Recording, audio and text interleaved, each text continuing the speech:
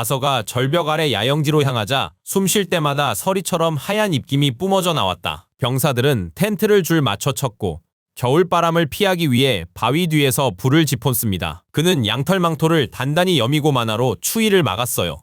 그때 한 여자의 날카로운 목소리가 소란을 뚫고 들려왔죠. 국자를 무기처럼 치켜든 채 서서 단호한 표정으로 저녁 식사 준비를 지시했고 누구도 망설일 수 없었다. 그녀의 시선이 아서에게 닿자 아는 기색이 스쳤고 존경심을 담아 고개를 끄덕였다. 자신을 아는 사람이 있을 줄 몰랐던 그는 마음이 불편했다. 망토 안에서 실비가 고개를 내밀더니 추위와 소음에 불만을 표하며 투덜거리다 다시 그의 온기 속으로 파고들었다. 아서의 시선이 근처에 모여 중앙에서 대련하는 두 증강자에게 집중하는 병사들에게 향했다. 만화 칼날이 불꽃을 튀기며 부딪혔고 모든 공격이 능숙하게 받아쳐졌다. 짧은 머리의 병사가 쌍검으로 밀어붙였지만 새들이라는 소녀인 상대는 민첩하고 정확하게 움직였다. 그녀는 유연하게 움직이며 모든 공격을 피하고 받아쳤다. 아서는 호기심 가득한 시선으로 그녀를 응시하다 귀 모양이 미묘하게 다르다는 걸 알아챘다. 새들이가 하프엘프임을 깨달은 순간이었다. 그 생각이 떠오르자 실비의 목소리가 마음속에 울려 퍼져 더 큰 호기심을 억눌렀다. 그녀는 구경에 한눈 팔지 말고 진짜 목적인 캠프 대장을 찾아가라고 그를 재촉했다. 아서는 방금 본 격돌을 곱씹으며 서두르지 않는 걸음으로 돌아섰다. 근접 전투의 긴박감, 칼날 부딪히는 소리, 타격에 실린 묵직한 무게감은 원거리 전투에선 느낄 수 없는 흥분을 선사했다. 이내 흰색 텐트가 눈에 들어왔다. 그가 다가가자 강철 갑옷 경비병이 민을창으로 입구를 막고 용건을 물었다. 아서는 실랑이가 지겹다는 듯 한숨 쉬며 망토에서 금색 메달을 꺼냈다. 메달을 본 경비병의 눈이 휘둥그레졌다. 누구에게 덤볐는지 깨닫자 충격에 휩싸였다. 겁에 질려 더듬거리며 사과하려 했지만 아서는 조용히 손짓해 소란을 피우고 싶지 않다는 뜻을 분명히 했다. 남자는 긴장 속에 텐트 덮개를 열어 그를 들여보냈다. 텐트 안은 따뜻했고 넓은 공간을 밝히는 램프에서 양피지와 기름 냄새가 희미하게 났다. 입구 근처에는 플레어 호크 한 마리가 쉬면서 날카로운 눈으로 그의 발걸음을 쫓았다. 실비가 아서의 망토 속에서 움직이며 그 생명체를 알아보고는 그의 생각에 속삭였다. 그의 시선은 지도와 보고서로 어지러운 책상에 앉은 여인에게 닿았다. 인기척의 글로리 교수가 고개를 들었다. 교수의 눈에 안도감이 스치더니 쏜살같이 다가와 그를 꽉 껴안았다. 그녀의 포옹엔 따스함과 존경심이 담겨 있었다. 그녀는 한 걸음 물러서서 그가 단 장군 메달이 아닌 그 뒤에 있는 사람을 다시 한번 살폈다. 아서는 희미한 미소를 지으며 직책은 잠시 접어두라고 부드럽게 말했다. 그녀도 편히 이름을 부르라며 동의했다. 아서가 보고를 요청하자 베네지는 양피지를 펼쳤고 텐트 안에는 그녀의 또렷한 목소리가 울려 퍼졌다. 그녀는 3,000명 병력을 지휘하고 58명의 마법사가 지원하는 소규모 부대라고 말했다. 그중 소환사 20명과 원거리 증강자 10명이 수적 균형을 이뤘죠. 나머지는 현장에서 실력 입증된 노련한 마법 및 비마법 전사들이었다. 오터 대장과 부대가 진지 강화를 위해 메이본시에서 오고 있다고 덧붙였다. 아서는 전략을 생각하며 조용히 들었다. 솔직히 적함이 이렇게 남쪽까지 올 거라곤 예상 못했다. 그의 진짜 관심은 해안 북쪽에 있었죠. 이미 알라크리아인 함대의 속도를 늦추고 운이 좋으면 몇 척의 배를 침몰시킬 계획이 진행 중이었거든요. 바네시의 눈빛이 호기심으로 날카로워지며 그녀는 들었던 아서의 큰 계획이 성공할지 물었습니다. 아서는 그 계획이 영광이 아닌 귀중한 시간을 벌기 위함이라고 차분히 대답했습니다. 바네시는 입꼬리를 올리며 술병을 길게 들이켰고 공기 중엔 술 냄새가 짙게 퍼졌습니다. 그녀는 결과를 못 본다며 아쉬워했지만 장난스럽게 반짝이는 눈으로 술병을 건넬 땐 유머가 섞여 있었다. 아서는 어리다고 말했지만 그 말에 진심으로 거절하는 기색은 없었습니다. 그녀는 전쟁에 나설 나이라면 술도 마실 수 있다는 군인 특유의 논리로 그의 말을 일축하며 코웃음 쳤고 아서는 체념한 듯 술병을 받았습니다. 술이 목으로 넘어가자 불처럼 타는 듯했고 씁쓸한 연기 맛은 남았지만 가슴속엔 온기가 퍼졌습니다. 실비는 전투 전에 정신을 흐리는 게 현명한지 그의 머릿속에서 물었습니다. 아서는 한 모금은 괜찮을 거라며 가볍게 안심시켰다. 기침을 억누르며 그는 바네지에게 술병을 돌려주었고 생각보다 술이 너무 독하다고 속으로 인정했다. 바네지는 베리언 사령관이 사기 진작을 위해 아서에게 병사들 앞 연설을 요청했다고 했다. 그 생각에 웃음이 나왔으나 오터 대장이 올 때까지 기다리기로 했습니다. 그는 속으로 지금은 일단 캠프에서 즐기려고 한다고 고백했다. 실비의 존재가 마음속에 부드럽게 떠올랐다. 그녀는 아서가 짊어진 책임감에 대해 염려했다. 대륙의 운명이 그의 어깨에 위태롭게 달려 있음을 염려했다. 아서는 그녀의 불안을 알았지만 그저 묵묵히 결의를 다졌다. 천막을 나가 입구를 올리자 밖에 경비병이 보였다. 남자는 곧바로 경례했고 감히 부르지 못할 칭호를 말하려다 목소리가 갈라졌다. 아서는 윙크하며 손가락을 입술에 대고 조용히 하라는 무언의 지시를 보낸 뒤 망설임 없이 발걸음을 옮겼다. 아서가 임시훈련장에 다가가자 막사 웅성거림은 커졌다. 병사들이 동그랗게 모여 격돌이 있을 때마다 환호와 야유를 보냈다. 무리 가장자리에서 그는 땅에 앉아 경기를 지켜보는 새들이와 조나를 발견했다. 마치 휴식 중인 전사처럼. 아서는 그들 곁에 앉아 조용히 싸움을 칭찬했다. 새들이는 의기양양하게 웃으며 건틀릿 낀 손을 번쩍 들어 올려 승리를 과시했습니다. 조나는 체념한 듯 그저 한 번의 승리라고 상기시켰지만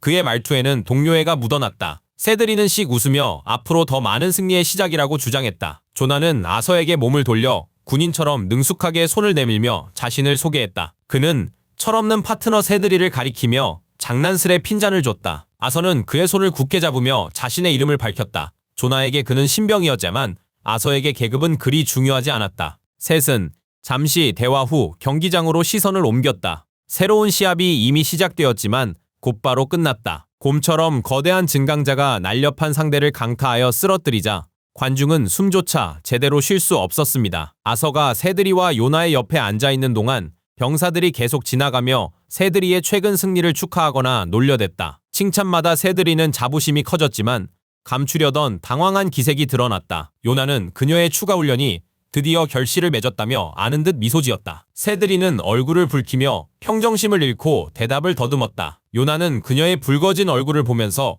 활짝 웃음을 터뜨렸습니다. 새들이는 더워서 그런 거라며 서둘러 부정했지만 당황한 기색이 역력했다. 요나는 모닥불 너머로 눈이 내리는 명백한 사실만 짚어줬다.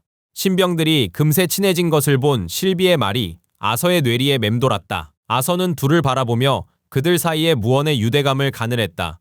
단순한 동료애를 넘어선 관계처럼 보였다. 생각이 채 끝나기도 전에 거친 목소리가 들려왔다. 아서가 뒤돌자 이전 싸움 끝낸 거구의 증강자가 그를 쳐다봤다. 남자는 시골뜨기라 비웃으며 차갑고 무시하는 듯한 시선을 보냈다. 처음 아서는 어리둥절하게 주위를 둘러보다가 자신을 향한 모욕임을 깨달았다. 그는 조용히 미소 지으며 조나를 돌아보았다. 자신이 정말 시골뜨기처럼 보이는지 나지막이 물었다. 새들이는 발끈해서 덩치 큰 병사에게 화를 냈다. 신병들을 내버려 두라며 대련하고 싶다면 비슷한 덩치의 상대를 찾으라고 쏘아붙였다. 긴장이 고조되기 전 아서가 조용히 일어섰다. 그는 미소로 적대감을 무시하며 그저 장난일 뿐이라고 안심시켰다. 그는 거구의 남자에게 손을 내밀며 자신을 소개했습니다. 그 증강자는 신병들에게 교훈을 주려던 것뿐이라며 비웃었습니다.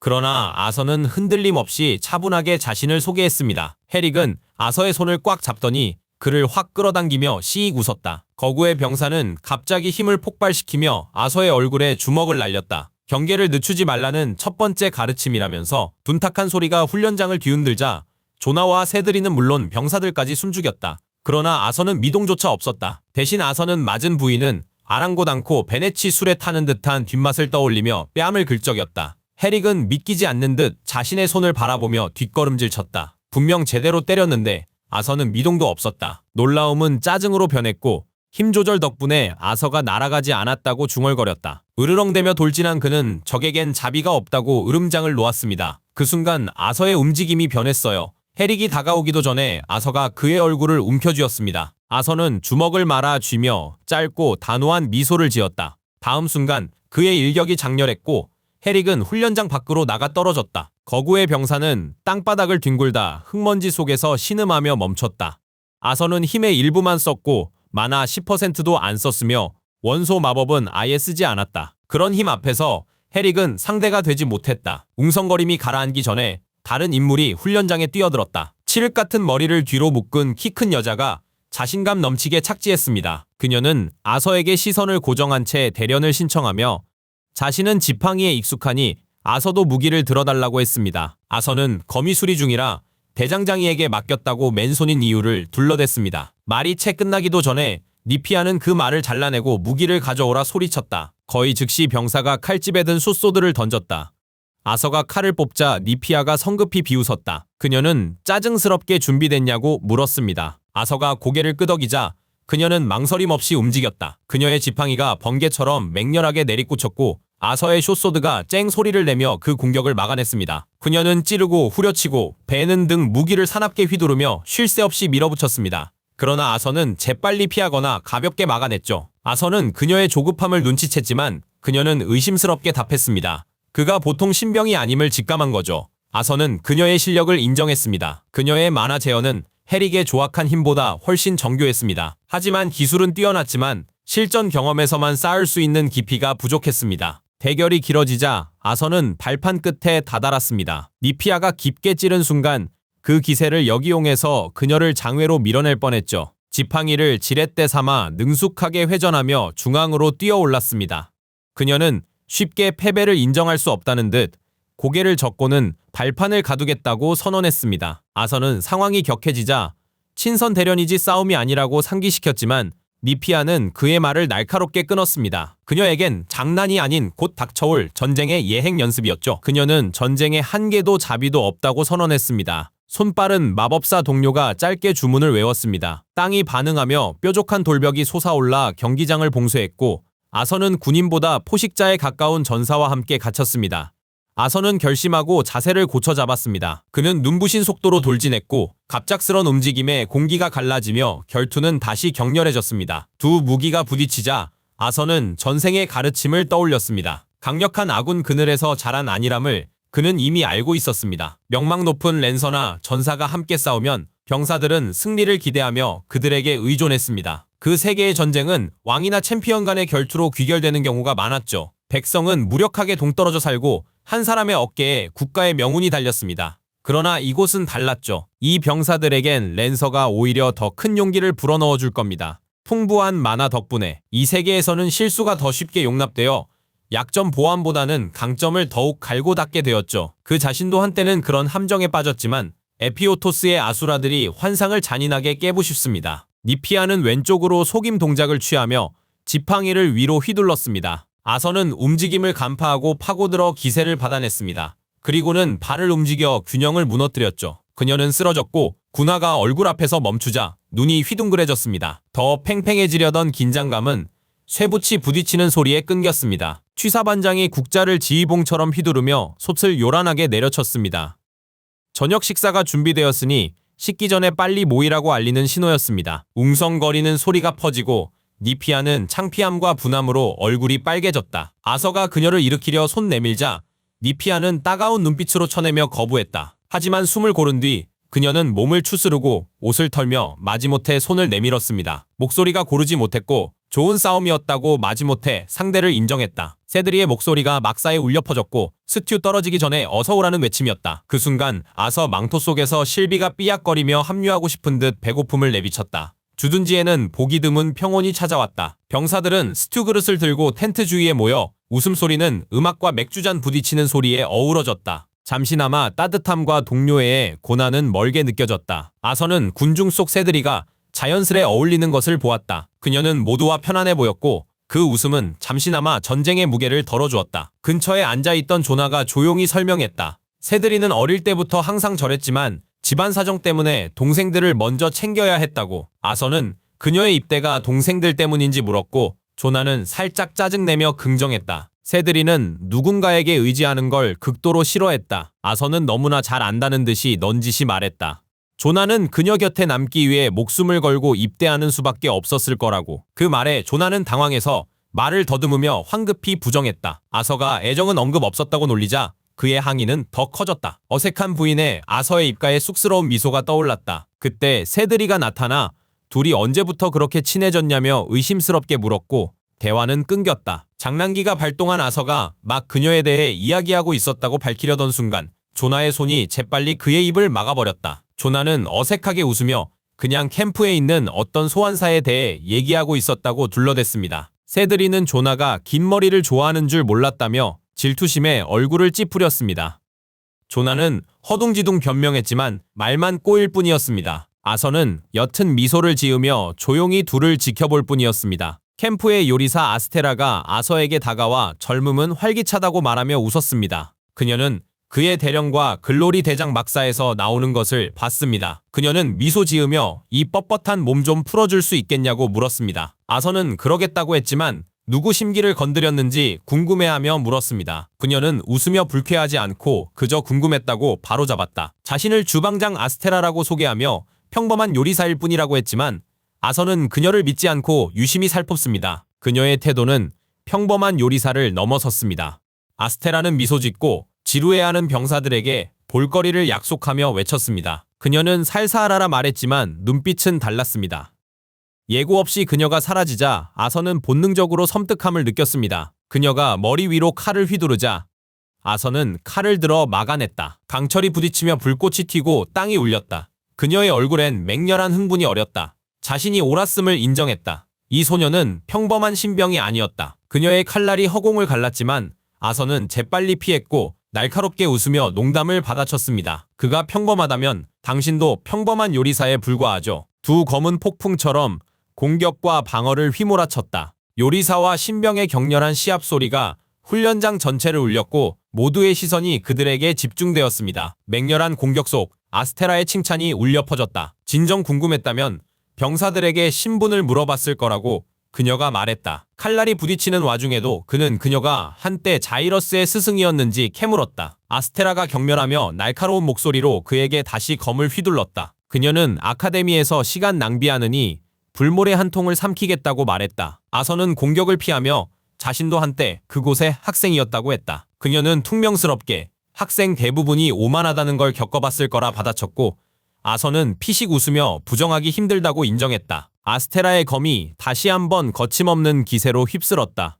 그녀는 엘프와의 전쟁 후 미래 정예병사 훈련기관인 렌슬러 아카데미에서 가르치는 데 집중했다고 말했다. 아선은 전설적이라며 관심을 보였지만 그녀는 바로 일축했어요. 전쟁 이후 용병 수요가 줄어들면서 아카데미는 명목만 남게 되었습니다. 두 사람의 대결은 너무나 격렬하여 병사들은 그 기세에 밀려 넘어지지 않으려고 상체를 앞으로 숙여야 했습니다. 아선은 알라크리아인들과의 전쟁으로 아카데미에 대한 관심이 되살아났다고 말하며 왜 지금 병사들 사이에서 요리사로 일하는지 물었습니다. 아스테라는 웃으며 여기 있는 술보다 더 독한 술이 필요할 거라고 말했습니다. 그리고는 표정을 굳히고 그에게 제대로 덤비라고 요구했죠. 아선은 자신의 이름을 쉽게 부르는 그녀에게 잠시 움찔했지만 이내 평정을 되찾고 답했습니다. 이런 대결에 기본적인 증강술 이상을 쓰는 건 승부의 재미를 없애는 일이라고요. 이건 끝이 아니라 서로를 이해할 기회였어요. 아서의 절제에 아스테라는 더 활짝 웃었죠. 그녀는 어린 나이에도 현명하다며 새로운 각오로 칼을 들었습니다. 그녀는 둘이 함께 병사들에게 교실에선 못 배울 걸 보여줄 거라 약속했습니다. 아스테라가 뒤로 물러서자 갑자기 만화가 폭발하며 공기가 짙어졌고 병사들은 압박감에 움찔거렸습니다. 경기장을 뒤덮은 에너지 돌풍으로부터 몸을 지켜야 했죠. 다른 이들은 그 힘에 맞서 몸을 기울여야 했습니다. 아선은 미소띤 얼굴로 응수하며 힘을 뿜어냈습니다. 그의 만화가 40%까지 부풀어 오르자 좁은 공간에서 두 기운이 충돌하며 대기가 흔들렸습니다. 에너지 폭풍 속 아스테라의 목소리가 경외와 불신으로 가득했습니다. 그녀는 그런 재능을 가진 사람이 왜 병사 막사에 있으며 검술이 이미 뛰어난데 자이러스에서 시간을 낭비했냐고 물었습니다. 아선은 망설임 없이 대답했습니다. 검은 문제가 아니었고 그의 마법을 연마할 필요가 있었습니다. 눈 깜짝할 새 검이 목까지 닿았습니다. 그녀의 일격에 바람이 그의 목을 스쳤고 그는 겨우 막았습니다. 아선은 즉시 소리 없이 돌진하며 칼날을 휘둘렀고 그녀는 아슬아슬하게 몸을 숙였습니다. 그에 반응할 사람은 거의 없었죠. 관중 속 조나가 아스테라님의 공격이 빗나갔다며 믿을 수 없다는 듯 경악했습니다. 세드릭 역시 아스테라는 필사적으로 싸우는데 아선은 힘을 거의 쓰지 않는 것 같다며 놀라움을 더했다. 아스테라는 계속 몰아붙이며 날카롭게 검을 휘둘렀고 뒤로 물러섰다가 망설임 없이 돌진했다. 아선은 칼을 들었으나 곧 속임수임을 알았고 그녀의 진짜 공격은 다리를 노린 넓은 홀을 그리며 들어왔습니다. 그는 칼날로 그녀의 공격을 정면으로 막았다. 날카로운 충돌음이 경기장에 울려 퍼졌고 뼈를 뒤흔드는 충격이 아서의 팔에 전해졌습니다. 그 순간 검이 날카로운 소리와 함께 부러지며 파편이 흩어졌다. 아서의 검이 부서지자 대결은 갑자기 끝났다. 그는 부러진 무기를 내리고 침착하게 아스테라 대장에게 패배를 인정했다. 그녀는 빌린 칼의 품질이 나빠서 승부가 결정된 것이라며 결과를 받아들이지 않고 항의했다. 아서는 고개를 저으며 차분히 말했다. 저녁 먹을 시간이라고. 그는 칼 빌려준 병사에게 가 망가진 무기 사과하고 교체 약속했다. 그 병사는 자신이 목격한 광경에 여전히 멍하니 말을 잇지 못하고 더듬거렸다. 베네시가 앞으로 나서자 박수 소리가 터져 나왔고 그녀의 목소리가 소음 위로 울려 퍼졌다. 그녀는 대결을 칭찬하며 남은 밤을 즐기라고 말한 뒤 모두를 해산시켰습니다. 긴장감은 즉시 해소되었고 아스테라의 지시로 술통이 나오자 막사는 축제 분위기로 바뀌었습니다. 베네시는 술 따르는 걸 말리려다 이내 포기하고 지친 미소와 함께 잔을 받았습니다. 밤이 되자 모험가들의 거칠고 투박한 이야기가 제멋대로인 리듬의 노래로 피어났습니다. 병사들은 통나무를 두드리며 박자를 맞추고 웃었고 그 소리는 흥을 더 돋웠습니다. 동료애와 이야기, 에일 맥주로 분위기는 더욱 따뜻해졌고요. 술에 취한 세드릭이 다음 상대는 자신이라 선언했다. 더 비틀거리기 전 조나가 그녀의 어깨를 잡고는 대담함에 웃으며 술이 과했다고 지적했어요. 하지만 세드릭은 이길 수 있다며 술 취한 목소리로 고집했어요. 조나는 웃으며 세드릭의 말을 믿는다고 너스레를 떨었죠. 아서는 소란스러운 노래와 웃음소리 속에서 잔잔한 미소를 띠고 있었습니다. 제멋대로인 리듬, 시끄러운 목소리, 함께 마신 술의 온기가 어우러져 평화로웠습니다.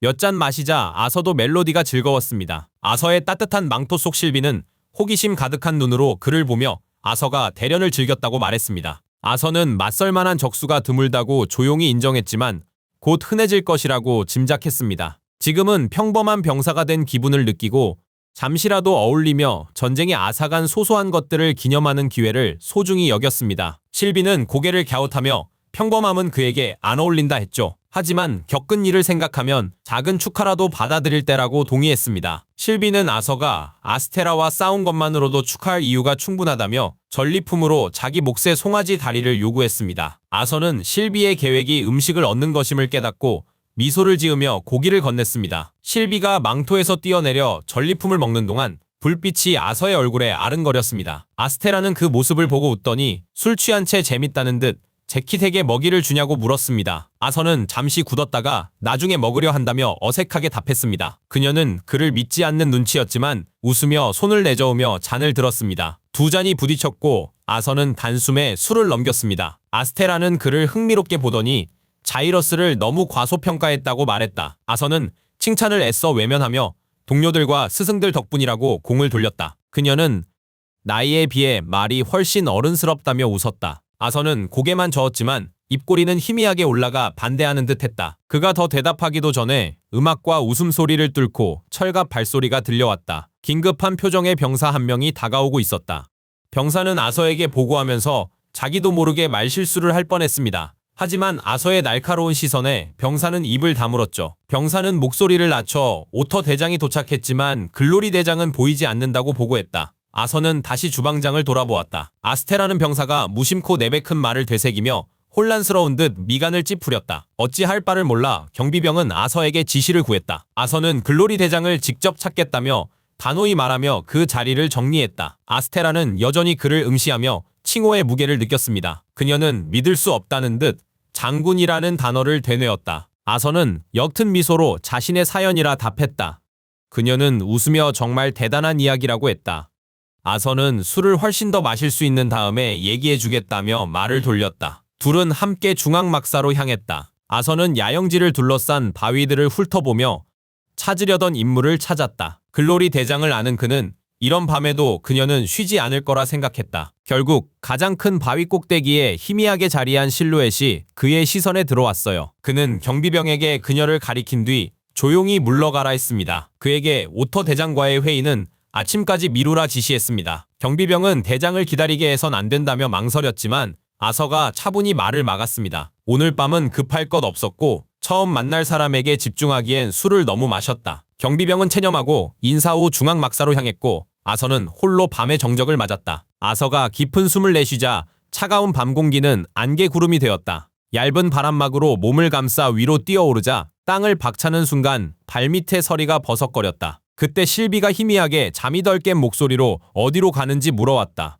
그는 쓴웃음을 지으며 소중한 부하를 보러 간다고 말했습니다. 가볍게 착지한 뒤 바넷이 뒤로 갔죠. 어깨 너머로 흘끗 보더니 잿빛 달빛 바다로 시선을 돌렸다. 그녀는 술병을 들고 그에게 한 잔 더 권했다. 아서는 보초가 술 마시는 아이러니에 눈썹을 치켜 올렸다. 바네시는 잘 익은 과일처럼 붉어진 그의 뺨을 가리키며 코웃음 쳤다. 아선은 옥신각신 않고 술병을 받아 술을 한 모금 더 넘겼다. 뜨거운 액체가 목을 넘어 가슴으로 온기를 퍼뜨렸다. 바네시는 두 손을 짚고 기대어 초승달을 올려다보았다. 그녀는 나지막이 이 전쟁에서 이길 수 있을지 물었고 아서의 대답은 단호했지만 단정적이진 않았다. 그는 자신이 없었지만 승리를 위해 모든 힘을 다하겠다고 맹세했고 그의 말에 그녀의 마음은 움직였다. 자신보다 나이가 한참 어림에도 그가 약속을 지킬 것처럼 그녀는 그의 말에서 위안을 얻었다고 고백했다. 아서는 바다를 보며 사람들을 실망시켰던 과거를 후회하며 엄숙히 다짐했다. 다시는 그런 실수를 반복하지 않겠다고. 그녀가 자이러스에서 있었던 일을 묻자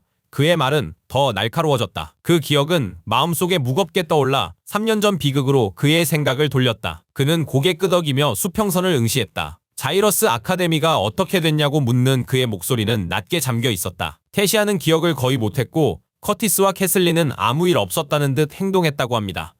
하지만 아서는 그 진실을 외면할 수 없었습니다.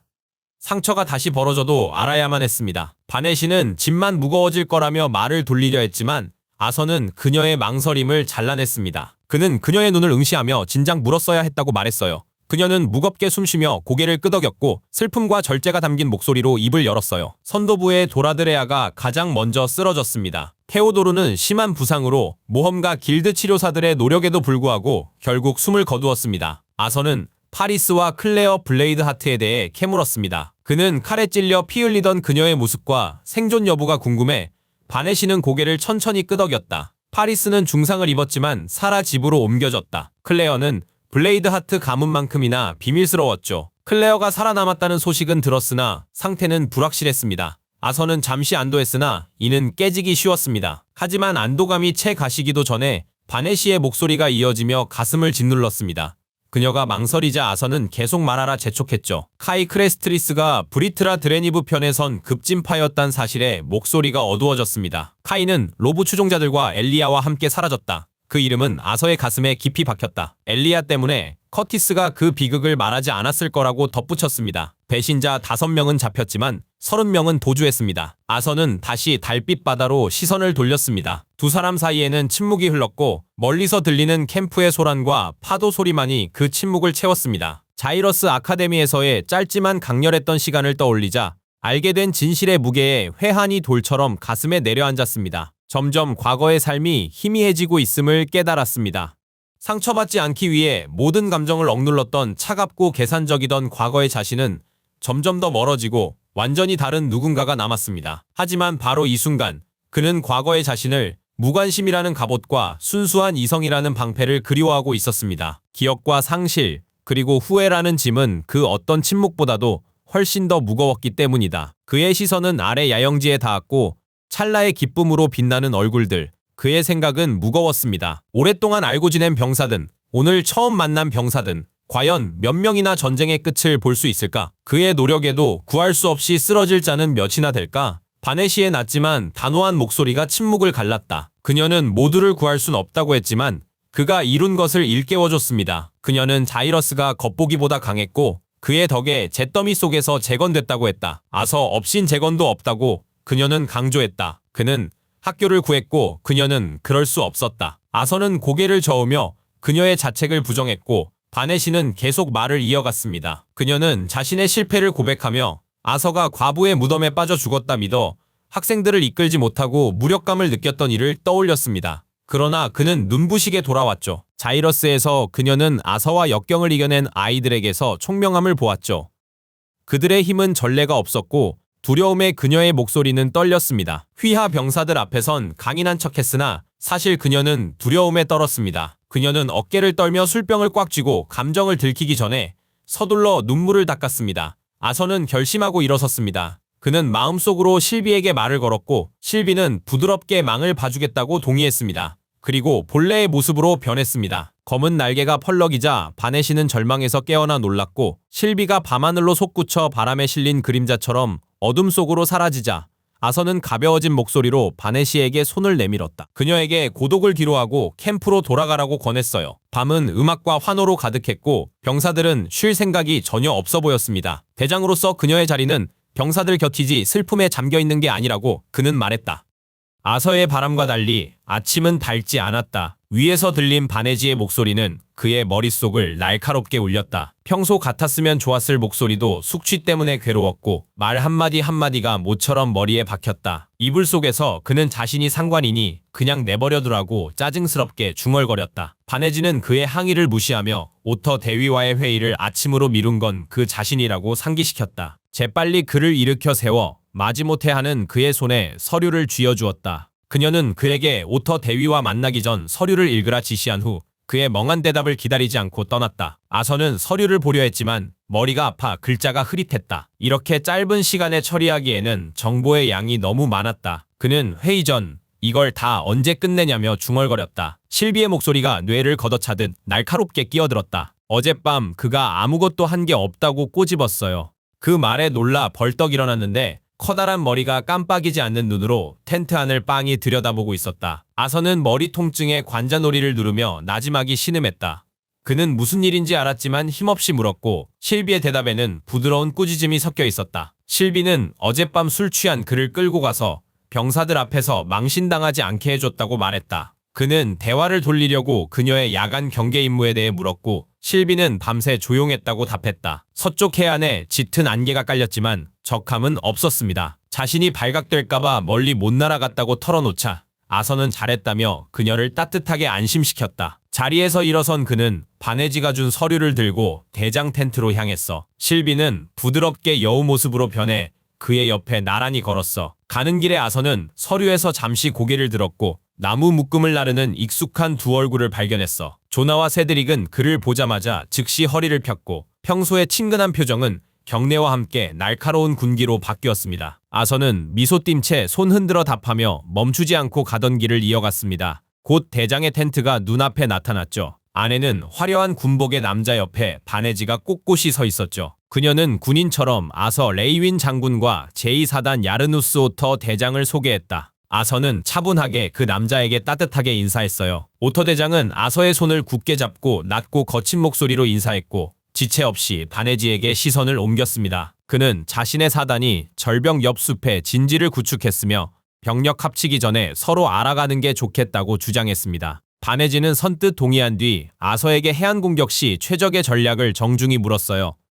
그러나 오터 대장이 개입했습니다. 두 사단을 통합 방어선으로 만들면 해안의 적 공격에 대비할 수 있다고 그는 설명했다. 바네지가 말을 채 잇기도 전에 오터가 끼어들었다. 오터는 아서의 랜스 지기와 전투 준비 책임은 인정하면서도 진정한 지휘권은 병사들을 가장 잘 아는 대장들에게 있다고 주장했습니다. 아서는 손에 든 보고서를 훑으며 아무 말도 안 했습니다. 옆에서 실비는 짜증 섞인 목소리로 저 남자의 뺨을 때리고 싶다고 말했다. 아서는 서류를 덮으며 자신은 필요 없으니 차라리 가서 뭘 좀 먹어야겠다고 건조하게 말했어요. 아서가 돌아서려 하자 바네지가 급한 목소리로 그를 불렀습니다.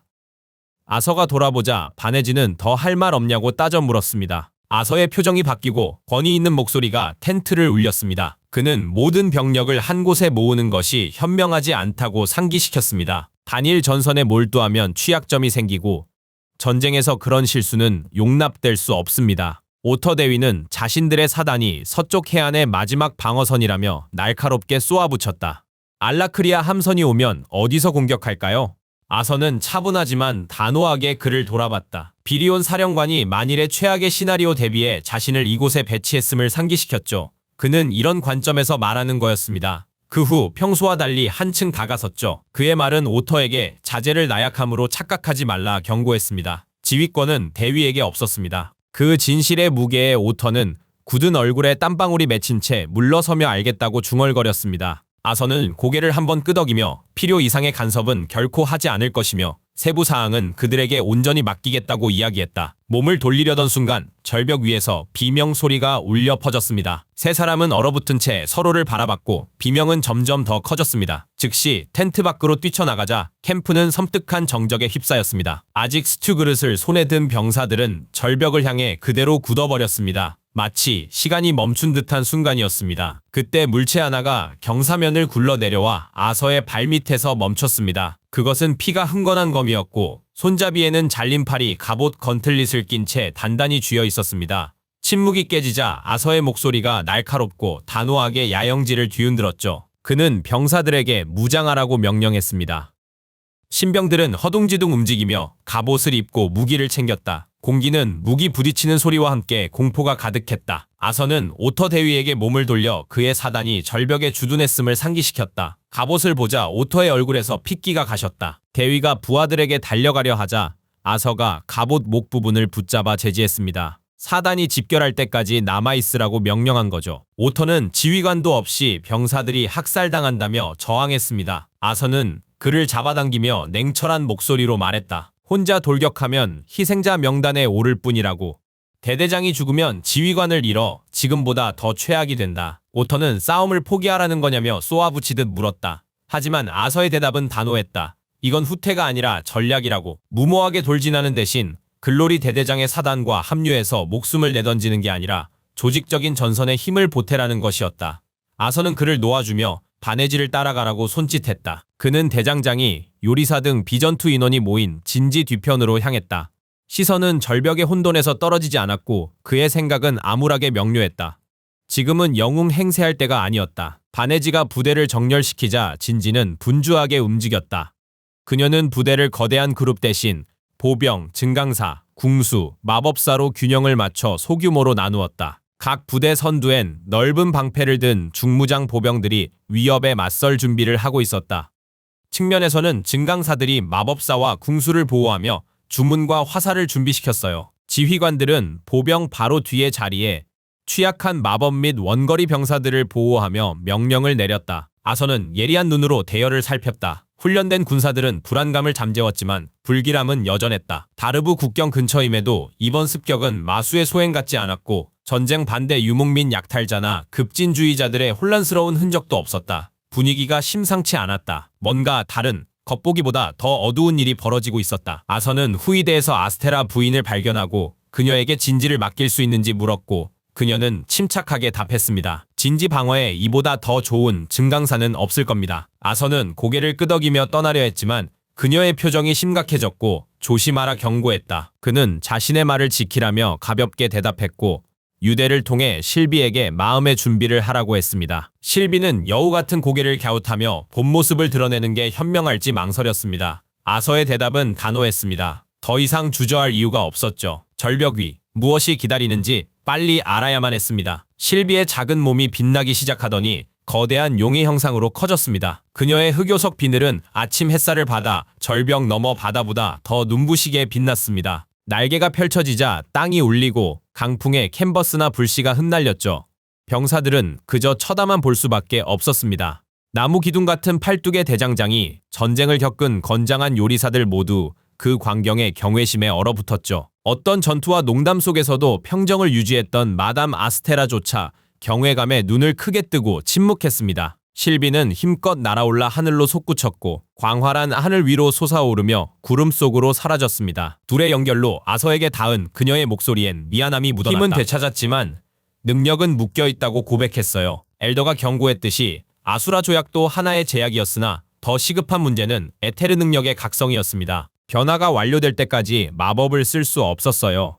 지금은 몸이 견딜 수 있는 정도만 도울 수 있었죠. 아서는 조용히 듣고 사과하지 말라고 했습니다. 그녀의 훈련이 얼마나 중요하고 대가가 컸는지 몰랐다고 인정했죠. 그녀의 상태는 그가 고려했어야 했고 그는 그 실수를 자책했습니다. 아래에는 피와 연기로 붉게 물든 짓밟힌 풀밭 위로 알라크리아 군대가 펼쳐져 있었고 그 광경에 아서는 숨이 멎었죠. 보이는 건 오직 죽음뿐이었습니다. 실비는 믿을 수 없다는 듯 생각했지만 아서의 반응은 냉철하고 날카로웠습니다. 전쟁에는 언제나 변수가 따랐고 그에게 불가능은 없었죠. 이것은 수많은 목숨을 앗아갈 치명적인 판단 착오였습니다. 비리안에게 알릴 전송 스크롤이 없자 그는 이를 악물었습니다. 그는 무기력한 현실에 그 어느 때보다 괴로웠습니다. 실비는 의심하며 물었어요. 알라크리아 군이 발각 안 되고 어떻게 여기까지 왔을까? 드워프들이 알았어야 했는데 그들의 땅이 침범당해 흔적을 숨길 수 없었을 겁니다. 아서는 희미한 길을 응시하며 목소리를 낮췄습니다. 어쩌면 드워프들은 알고 있었을 수도. 그의 결심은 굳어졌고 계획은 바뀌었습니다. 그는 실비에게 몸을 숨겨 알라크리아 흔적을 역추적해달라 했죠. 자신은 병사들과 함께 싸우겠다고요. 그녀는 바로 반대했고 목소리엔 불만이 가득했어요. 아서를 혼자 두면 문제가 생길까봐 걱정했지만 아서는 확신에 차 반박했어요. 바네지아 부대가 곧 도착해도 그들이 합류해도 자신이 나서지 않으면 전투는 패배로 기울 것 같았죠. 그는 이 전쟁이 단순한 병사 싸움이 아니라고 말했죠. 아서는 실비가 전쟁의 진실을 밝히고 제 시간에 돌아올 만큼 충분히 빠르다고 생각했습니다. 실비는 마지못해 물러섰고 헤어지면서 맹세했습니다. 그에게 위험이 닥치면 실비는 돌아와 그의 동의 없이도 그를 데려갈 겁니다. 아서는 감사하며 실비의 비늘에 손을 얹고 몸을 밀어냈습니다. 땅으로 떨어질 때 겨울바람이 그를 채찍처럼 때렸습니다. 그는 일부러 전장에서 멀리 벗어나 눈에 띄지 않게 하강했습니다. 바네지아의 명령이 강철처럼 전장을 울렸습니다. 부녀는 부대를 좌익으로 돌려 측면을 공격하고 더크와 사샤를 오터 대장과 함께 우익에 배치했습니다. 그리고 중앙부대엔 알라크리아 전면으로 돌격하라 명령했어요. 아서는 그녀에게 달려갔죠. 본능적으로 바네지아의 쌍검이 치명적인 호를 그리며 날아들다 가까스로 거두었습니다. 그녀는 욕설하며 갑자기 나타나지 말라 쏘아붙였다. 그는 믿는 부하를 절대 버리지 않을 거라 씁쓸하게 답했습니다. 실비는 다른 임무에 파견되어 아서만 그녀의 곁에서 싸우게 됐습니다. 베네지아는 안도하며 그가 있어 든든하다고 인정했죠. 그녀는 수많은 알라크리아 군대가 방어선을 어떻게 뚫었는지 알아내야 한다며 표정이 굳어졌습니다. 아서는 고개를 끄덕였지만 불안감은 더 깊어졌고 적을 자세히 살펴보자 그 느낌은 더욱 심해졌습니다. 어리석게도 그는 브리트라처럼 잔인함과 악의 화신인 괴물들을 예상했습니다. 눈앞의 알라크리아 군대는 그들과 다를 바 없었습니다. 지메색과 붉은 갑옷, 빠르고 잔혹한 마법 외엔 인간의 모습으로 절도 있게 움직였죠. 그 중에는 노랗거나 은색 만화 핵을 지닌 증강사들이 있었죠. 짐승이나 악마가 아닌 사람이었습니다. 한 병사와 눈이 마주친 순간 그는 깨달았습니다. 남자는 몸을 웅크린 채 굳은 눈빛으로 돌진했다. 아서는 피 묻은 검을 쥐고 자세를 잡았다. 병사의 공격은 맹렬했고 아서는 몸을 숙여 발톱이 그의 머리 위를 찍고 지나가는 것을 피했다. 그의 등 뒤로는 나무들이 힘없이 베어져 넘어갔습니다. 아서는 만화를 실은 검을 위로 휘둘렀지만 공격은 저항에 부딪혔다. 병사의 몸에 반투명 장벽이 나타나 아서가 노린 가슴 바로 아래쪽 공격을 막아냈다. 아서의 고개가 옆으로 휙 돌아갔다. 자신의 공격을 막아낸 장벽은 발톱 병사가 만든 게 아니었다. 9m 떨어진 곳에 다른 알라크리아 병사가 손을 뻗고 서 있었다. 반투명막은 그의 의지대로 형태를 바꾸고 확장되어 아서와 마법사 사이의 벽으로 굳어졌습니다. 그 정교함이 섬뜩했습니다. 그는 아서도 본 적 없는 효율로 장벽을 다뤘다. 골치 아픈 상대였다. 아서는 주운 검을 버리고 마법사를 향해 미사일처럼 똑바로 돌진했다. 하지만 거리를 좁히자마자 다른 장벽이 나타나 그의 돌진을 막았다. 그의 뒤에서 발톱 병사가 다시 돌진해 만화로 된 발톱으로 아서의 목을 배려했다. 잠시 아서는 두 번째 남자를 놓쳤다. 아서는 재빨리 오른발로 땅을 힘껏 밟았다. 땅이 솟아오른 돌기둥이 상대방의 갈비뼈를 잔혹하게 강타했습니다. 공격이 남자의 갑옷을 찌그러뜨리며 명중했다. 아서는 찌그러진 강철 아래 뼈 부러지는 소리를 들었다. 곧 혼란스러웠다. 믿기지 않는 마음에 정신이 번쩍 들었다. 상대가 몸을 증강하지 않았다는 건가? 민첩하고 치명적인 숙련된 증강사처럼 싸웠지만 기본 방어도 안 했다. 지금 끝장내는 건 식은 죽 먹기였다. 하지만 아니 두 병사의 전투 방식은 어딘가 이상했고 아서의 시선은 전장을 빠르게 훑었다. 전쟁의 혼돈 속에서도 결투는 고립된 듯 했다. 다른 병사들은 움직이고 싸웠지만 마치 장막이 이들을 갈라놓은 듯 이곳의 싸움을 아무도 인지하지 못했다. 환상일까 아니면 더 사악한 무언가일까? 갈퀴손 병사는 으르렁거리며 동료에게 돌아섰다. 그는 방벽술사에게 방패라 부르며 즉시 전신 강화를 명령했다. 아서는 둘의 대화를 지켜보며 눈을 좁혔다. 불길하면서도 유용한 정보들이 머릿속에 들어왔다. 그들의 전술은 훨씬 더 전문적이었다. 각 병사는 독특하게 만화를 발현했어요. 균형도 다양성도 없이 오직 좁고 연마된 집중력뿐이었다. 아서가 알던 훈련과는 달랐다. 이 전쟁에서 이기려면 더 많은 것을 배워야 했다. 증강사는 발밑이 고르지 않아도 정확하고 깔끔하게 공격했다. 수년간 코드리와 대련해온 아서에게 그 공격은 느리고 예측 가능하며 무딘 느낌이었다. 그 남자는 아서가 그냥 보병이 아니라고 비웃으며 내뱉었다. 그의 말은 다른 이에게서 들은 듯 무게가 있었다. 아서의 미간은 찌푸려졌다. 대체 누가 말해준 거지? 생각이 채 가라앉기도 전에 병사가 살을 찢을 듯이 다시 뛰어올랐다. 아서는 본능적인 속도로 몸을 옆으로 피했다. 그의 주먹이 남자의 갈비뼈에 정확히 꽂혔다.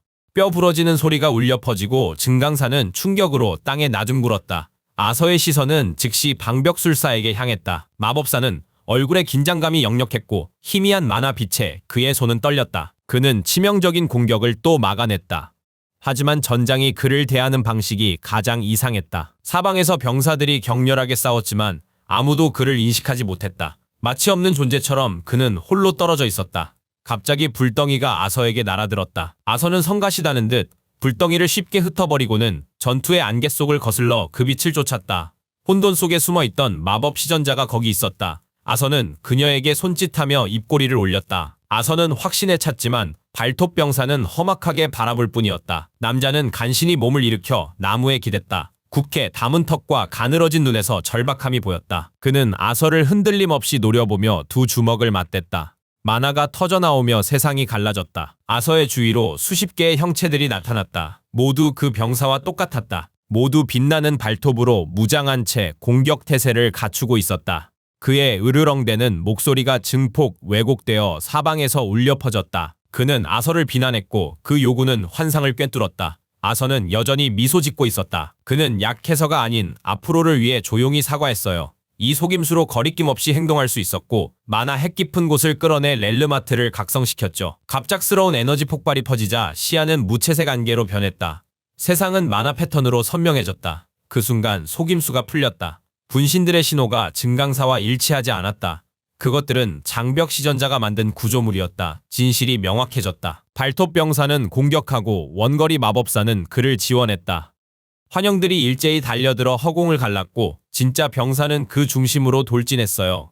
머리 위에서는 이전보다 거대한 불꽃 마법이 공기를 왜곡시키며 생겨나고 있었죠. 치명적인 협공이었지만 아서는 정면으로 맞섰다. 그의 만화가 폭발하듯 뿜어져 나왔고 증강사에게 곧장 달려든 그의 주먹은 발톱과 부딪히며 마법을 산산이 부셨습니다. 아서는 병사의 팔을 잡고 그 기세로 화염구 경로에 던졌다. 환영들은 연기처럼 부서지며 한 번 깜빡이더니 이내 사라졌다. 아서의 시선은 즉시 마법사에게로 향했다. 마법사는 손을 떨면서도 다시 마법을 시전했고 아서의 표정은 굳어졌다. 그는 왼팔을 들어 만화를 손끝에 집중시키자 손가락이 환히 빛났다. 그의 뒤에서 발톱병사가 필사적으로 동료 방패병 카퍼에게 마법사 말론을 지키라고 소리쳤지만 이미 늦었죠. 아서는 해방이라고 속삭였어요. 손가락에서 날카로운 번개가 터져나왔다. 번개는 허공을 가르며 발톱병사의 가슴에 구멍을 뚫었고 여러 겹의 반투명 장벽을 유리처럼 산산조각냈다. 공격은 눈 깜짝할 사이에 목표물에 명중했다. 비명도 고통에 찬 신음도 없었다. 정적만이 흐른 뒤 바위 위에서 시체가 미끄러져 힘없이 땅으로 떨어지는 소리만 들렸다. 전투는 1시간도 채 안 되었지만 세상은 이미 폐허로 변해버렸습니다. 피와 살이 타는 냄새는 더 이상 숨길 수 없을 만큼 자욱한 연기가 피어올랐죠. 아서는 렐르마트를 풀었지만 멈추지 않았습니다. 그는 차원 반지에서 새벽의 발라드를 꺼냈고 청록색 칼날이 혼돈 속을 가르며 번쩍였다. 적과 아군 병사들이 그에게 몰려들었으나 그의 길은 굳건했다. 검이 무자비하게 휘둘러졌고 칼날이 지나간 자리마다 피가 흩뿌려졌다. 잘린 팔다리, 부서진 시체가 바닥에 널려 피를 쏟았다. 알라크리아 군대가 맹렬히 공격했다. 그들 군대에는 바네시, 오터 부대보다 마법사가 훨씬 많았고 전술은 생소하지만 효율적이었죠. 단 한 번의 충돌로 그들의 기술을 다 알 순 없었지만 아서는 매 순간 모든 걸 흡수하며 본능적으로 움직였다. 앞을 막는 모든 것을 베어넘겼고 이제 전장에는 어떤 말도 오가지 않았다. 언어는 원시적 외침과 짐승 울음소리, 즉 생존의 날 것 소리로 변했고 아서의 생각은 씁쓸했다. 인간이 무기 대신 말로 싸웠다면 전투는 언제나 피로 끝나지 않았을 텐데. 하지만 무기를 뽑자 말은 소용없게 되고 사륙과 죽음의 끝없는 순환이 계속될 뿐이었다. 광란 속에서 그의 시선은 혼돈을 훑으며 새들이에 고정되었다. 그녀는 상대 도끼를 땅에 박아버린 후 반격하려 건틀릿을 치켜들었다. 잠시 아서와 눈이 마주쳤다. 그녀는 자신감 넘치고 당당하게 미소 지으며 두려움 없이 적의 얼굴에 주먹을 날릴 준비를 했지만 아서의 표정은 평온함과는 거리가 멀었다. 그는 눈을 크게 뜨며 절박하게 경고를 외쳤지만 그녀는 개의치 않았다. 나중에 물어보면 될 일이라 생각했지만 기회는 오지 않았고 날카로운 휘파람 소리가 허공을 갈랐다. 생각보다 빨리 마법 소리가 혼돈을 뚫고 날아왔다. 주문이 새들이의 가슴을 꿰뚫었고 미소는 고통에 굳었다. 조나의 비명이 전장을 갈랐고 그는 대열을 이탈해 새들이에게 달려갔습니다. 사방의 적들은 무시한 채 쓰러진 하프엘프에게만 시선이 고정되었죠. 그는 떨리는 손으로 축 늘어진 그녀를 품에 안고 무릎 꿇었습니다. 아서의 칼날이 번쩍이며 병사들을 베었고 분노가 모든 공격에 터져나왔습니다. 그는 즉시 조나에게가 멱살을 잡고 일으켜 세웠습니다. 그의 목소리는 날카롭고 격렬하게 전투 한복판에 뛰어든 이유를 추궁했다. 조나는 눈물만 흘리며 겨우 속삭일 뿐이었습니다. 그는 새들이를 필사적으로 안고 들리지 않을 말을 속삭였다. 그의 시선은 멀리, 주변의 전투는 없는 듯했다. 날아오는 화살이 쉿쉿거렸고 주문은 연기, 핏물 가르며 희미하게 타올랐다. 아서는 나지막이 욕설을 내뱉으며 칼을 휘둘러 첫 번째 화살을 쳐냈다. 짜증이 확 치밀어 올랐다. 조나는 슬픔에 눈이 멀어 쓸모없었고 냉철해야 하는 이곳에서 짐이었다. 그의 생각은 잔혹하게 날카로워졌다. 싸울 수 없는 병사나 넉나간 병사는 설 곳 없었다.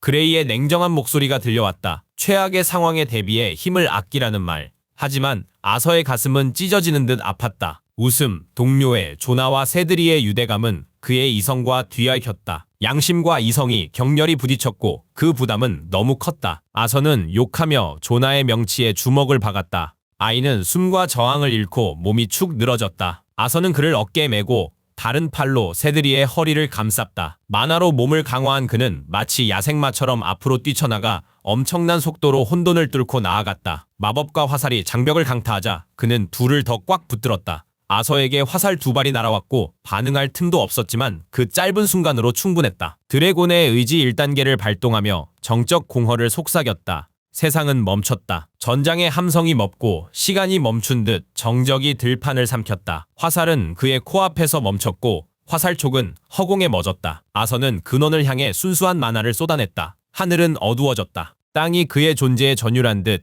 새들이 미친 듯 날아올랐다. 그가 문 화살은 전장의 무언의 경고였고 적이 다시 시험하면 닥칠 맹세였다.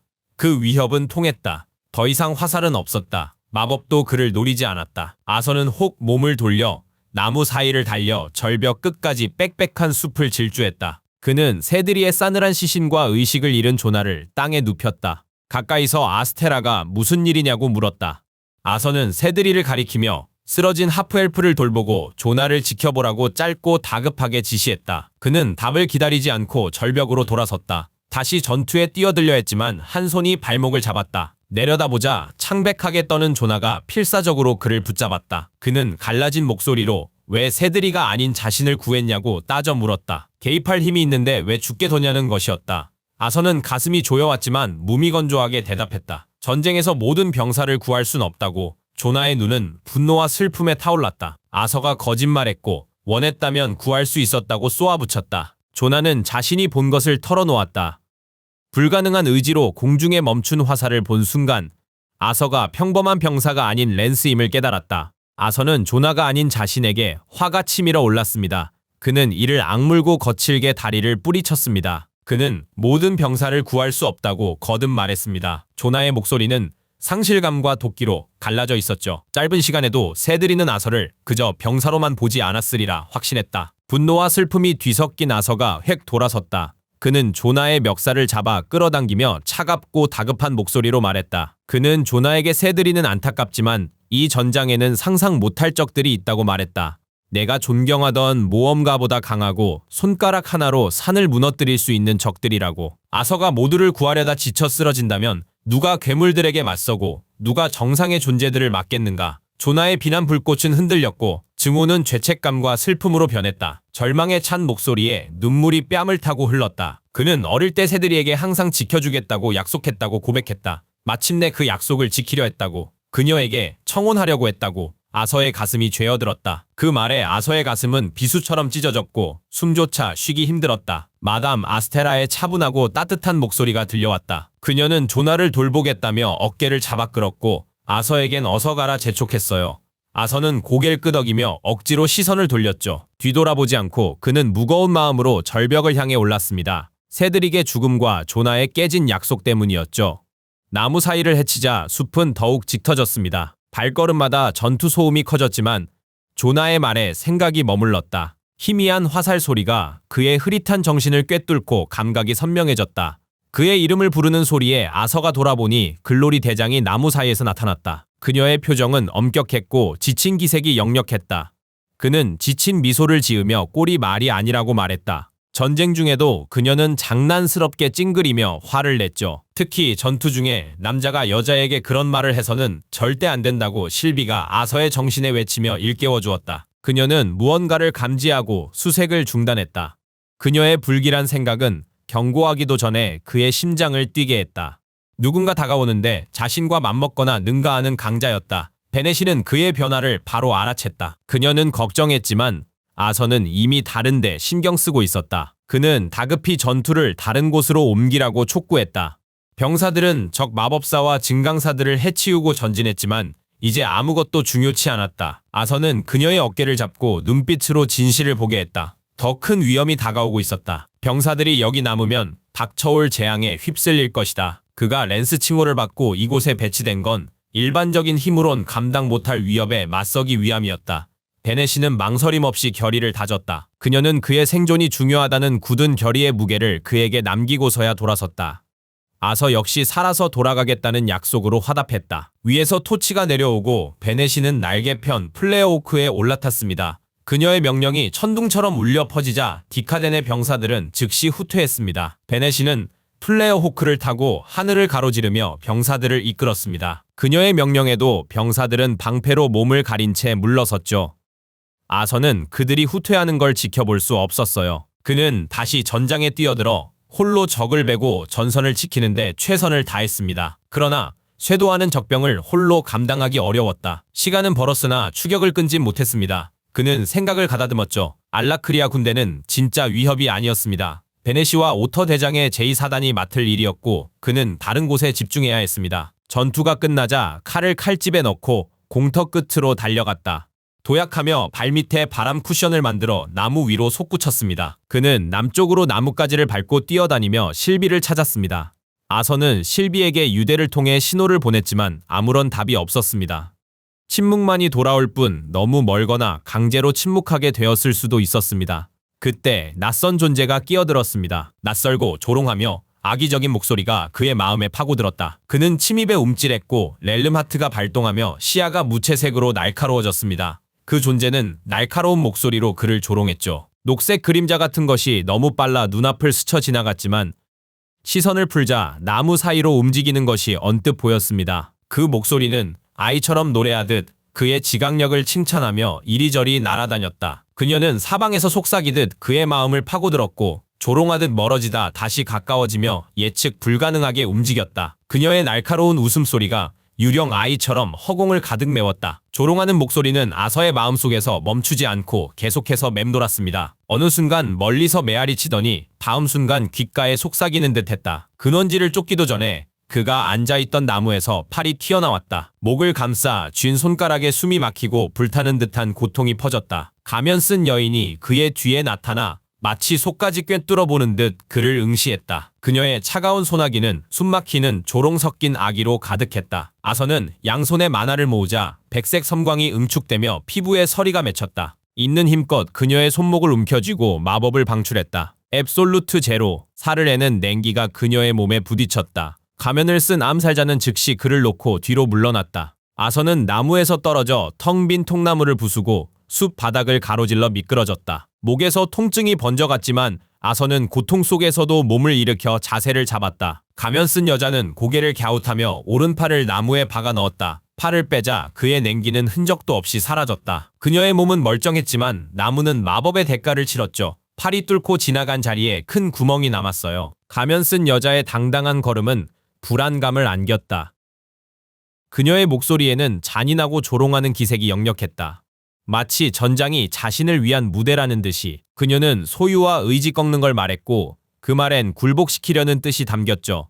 아서는 말없이 반항했고요. 차원 반지에서 새벽의 발라드가 미끄러져 나왔다. 반투명한 칼날은 상대의 희미한 기운에도 희미하게 빛났다. 그녀는 다른 건 바라지 않았단 듯 과장된 한숨을 쉬었다.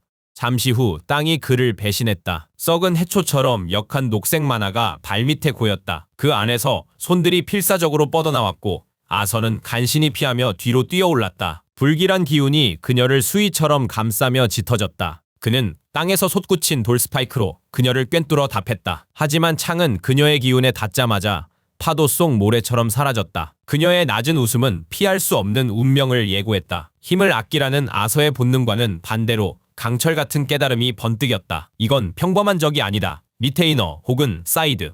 에피오테스에서 몇 년간 맞서 싸울 준비를 한 적수였다. 너무나 오랜만에 망설일 이유가 없었다. 여자는 두 팔을 활짝 벌리며 기쁨을 드러냈다. 그의 화답하듯 숲이 요동쳤다. 수십 개의 덩굴 같은 촉수가 땅에서 솟아나와 주변 나무와 가지를 휘감았다. 아서는 그만큼 재빨리 움직였다. 그는 덩굴 사이를 헤치고 숙이며 피했고 거리를 좁히는 발걸음은 흔들림 없었다. 차가운 기운이 그를 감쌌고 만화는 하얗게 빛나며 그의 온몸을 뒤덮었다. 그의 안에서 절대 영도 주문이 울렸고 효과는 즉각적이었다. 탁한 녹색 덩굴들은 그의 주변에 닿자마자 얼어붙어 부서져 나갔다. 하지만 여자의 자신감은 꺾이지 않았다. 그녀의 기운이 그의 주문을 깨뜨리듯 서리를 녹이며 그를 압박했고 두 주문이 충돌하자 날카로운 소리가 울렸다. 두터운 수증기가 피어올라 시야를 가렸다. 첫 숨의 아서는 진실을 깨달았다. 이건 무해한 증기가 아니었다. 안개엔 독과 썩는 악취가 가득했다. 아서는 무릎 꿇고 쓰러졌고 격렬한 기침에 온몸이 경련했다. 숨 쉴 때마다 불타는 듯했고 독이 폐를 잠식해 타들어갔다. 독성 기운이 그의 피부에 들러붙어 옷감을 녹여버렸고 그의 팔은 고스란히 드러났다. 극심한 고통 속에서 실비아가 부여한 신성한 표식이자 그의 길의 시작인 황금룸이 살갗 위로 타오르듯 나타났다. 그 빛이 그를 어둠 끝에서 끌어내 싸움에 붙잡아 두었다. 정신을 가다듬고 만화를 의지대로 움직였다. 고통에 몸부림치면서도 그는 폐 속 독가스를 뽑아내기 위해 가슴에 진공을 만들었다. 삶과 죽음이 오가는 순간에도 그의 만화는 살려는 의지에 화답하듯 더욱 밝고 강렬한 충성심으로 타올랐습니다. 남은 힘으로 아서는 용의의 의지 1단계를 발동했다. 정지공허가 세상을 뒤덮어 시간을 얼리고 혼돈은 침묵하며 모든 움직임을 멈췄다. 몸이 솟구치며 손에 쥔 여명의 발라드가 번쩍였다. 칼날에 모인 번개가 멈춰선 공간을 환한 백색 섬광으로 꿰뚫었다. 마법이 풀리자 시간이 다시 흘렀고 그의 일격이 허공을 갈랐다. 성스러운 빛을 뿜는 거미적의 얼굴을 향해 내리꽂혔다. 그 격돌에 아서는 몸을 떨었다. 아수라의 손으로 만들어진 강력한 검이 흠집투성이인 채 그의 손에 들려 있었다. 검 끝은 부식되어 없어지고 청록색 강철의 일부가 녹아내렸지만 희미한 핏자국이 남아있었다. 시선은 마녀에게 향했다. 그녀의 머리는 뒤로 젖혀졌고 목에선 피가 가늘게 흘러내렸다. 숲은 숨을 죽인 듯 고요했고 귀를 짓누르는 침묵이 흘렀다. 그때 무언가 부서지는 소리가 들려왔다. 가면은 산산조각나 숲에 흩어졌다. 여자는 얼어붙었고 정적을 찢는 비명을 질렀다. 그녀는 드러난 얼굴을 움켜쥐며 잃어버린 가면에 대해 히스테릭하게 중얼거렸다. 가면이 이성의 마지막 끈이라도 되는 듯 그녀는 같은 말을 되뇌었다. 손에서 피가 날 때까지 파편을 긁자 붉은 피가 부서진 조각 위로 떨어졌다. 그러다 여자의 목소리는 날카로운 비명으로 변했어. 가면을 돌려달라는 광기 어린 외침에 사로잡혔지.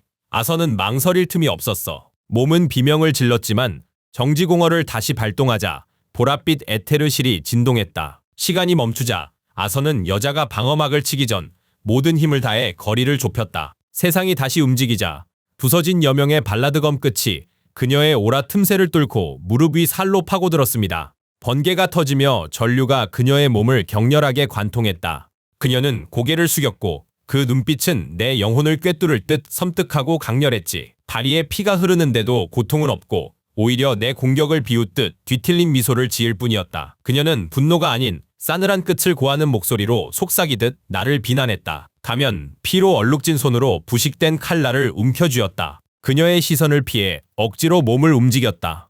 내 몸은 더 이상 정지공허를 버틸 수 없었고 미르 부인의 경고가 떠올라 도약을 쓸 수도 없었어. 하지만 죽음이 임박한 순간 다른 선택지가 없었고 난 도약을 발동하자 만화가 엔진 피스톤처럼 근육으로 정확히 흘러들었지. 눈 깜짝할 새 원래 있던 자리를 스쳐 지나갔지. 내 손은 그녀의 오라 속 얇은 틈으로 나아갔어. 절대 영도가 팔에서 터져나와 서리가 폭발하며 그녀를 꿰뚫었지. 마녀는 목에서 짐승 같은 울음소리를 내뱉으며 추위에 몸을 떨었어. 아서는 마법이 그녀를 삼킬 거라 생각했지만 마녀는 잔혹한 의지로 다른 팔을 높이 들어 망설임 없이 내리쳤다. 절대 영도가 퍼지기 전에 마녀는 자신의 살과 뼈를 갈라 얼어붙은 팔을 어깨에서 잘라냈고 내 손엔 끔찍한 열기가 치솟았다. 살은 고통에 타올랐고 그는 망설임 없이 불로 상처를 지져막으며 계속 움직였다. 마녀의 분노는 마침내 폭발했다. 날카로운 비명과 함께 그녀는 자신이 브리트라라고 소리쳤어. 그녀는 분노로 얼굴을 일그러뜨리고 머리카락을 쥐어뜯으며 고문하겠다고 악을 썼다. 그녀의 말은 광기로 가득했고 나를 갈기갈기 찢어버리고 혀를 뽑아 뒤틀린 쾌락을 위한 살아있는 전리품으로 만들겠다고 맹세했다. 아서는 그런 건 나 정도는 되어야 한다며 그녀를 조롱했다. 비명은 더 거세졌고 낫과 그들을 뛰어넘고 싶다는 욕망에 목소리가 갈라졌다. 여명의 발라드가 다리에 박힌 채 비틀거리며 근처 나무로 향했고 자기보다 강한 자들에게 질투와 증오를 퍼부었다. 그녀는 자기보다 높은 자에게 악의를 품었고 가신으로서의 자부심은 집착이 되었다. 혼돈 속에서도 아서의 정신은 선명해졌다. 고작 가신인데도 그 힘은 그를 벼랑 끝으로 몰았다. 만화 비축량은 바닥나고 룸은 희미해지고 몸은 휘청거렸다. 계속된 외부 공격은 소용없었다. 더 버틸 수 없었다. 남은 선택지는 단 하나. 도약이 다시 한번 발동했다. 그는 순간 여자의 도관계를 뚫고 섬광처럼 내달렸다. 검은 번개가 내 오른팔을 뱀처럼 휘감고 꿈틀거렸어. 그녀의 오로를 직접 공격하기보다 허벅지에 박힌 여명의 발라드 손잡이를 잡았다. 칼날은 내 도관이 되어 번개 급류를 그 여자 몸속으로 흘려보냈어. 그녀의 비명은 격렬한 경련이 되고 몸이 굳었다가 전류에 찢겨 걷잡을 수 없이 나부꼈어. 근육이 수축하며 온몸이 전기처럼 격렬하게 경련했어. 그녀의 텅 빈 눈은 흐릿해지고 빛은 희미해지며 의지가 꺾이는 듯했어. 뒤틀린 얼굴에는 마른 땅처럼 균열이 새까맣게 타버린 피부 자국이 가지처럼 퍼져나갔어. 그때 아서는 처음으로 희망을 느꼈지. 제발 죽어달라고 마음속으로 간절히 빌었지. 만화가 줄어들어 반동으로 덮칠 위기였는데도 그 희망은 순식간에 산산조각 났어. 마치 불에 지져지는 듯한 고통이 어깨를 꿰뚫었고 몸은 그대로 뒤로 날아갔다. 바닥을 뒹굴자 불타는 듯한 고통이 뼛속 깊이 퍼져나갔다. 억지로 무릎을 꿇은 아서는 한계를 뛰어넘더라도 도약을 다시 사용할 수밖에 없다는 것을 알았다. 그때 머릿속에 구원의 목소리가 울려 퍼졌다. 실비의 선명한 부름이 들리자 그림자가 숲을 가로질러 내 정신을 가득 채웠다. 남은 힘을 쥐어짜 마녀 발밑에 만화를 모아 거센 바람을 일으켰다. 주문을 외자 팔이 부들부들 떨렸고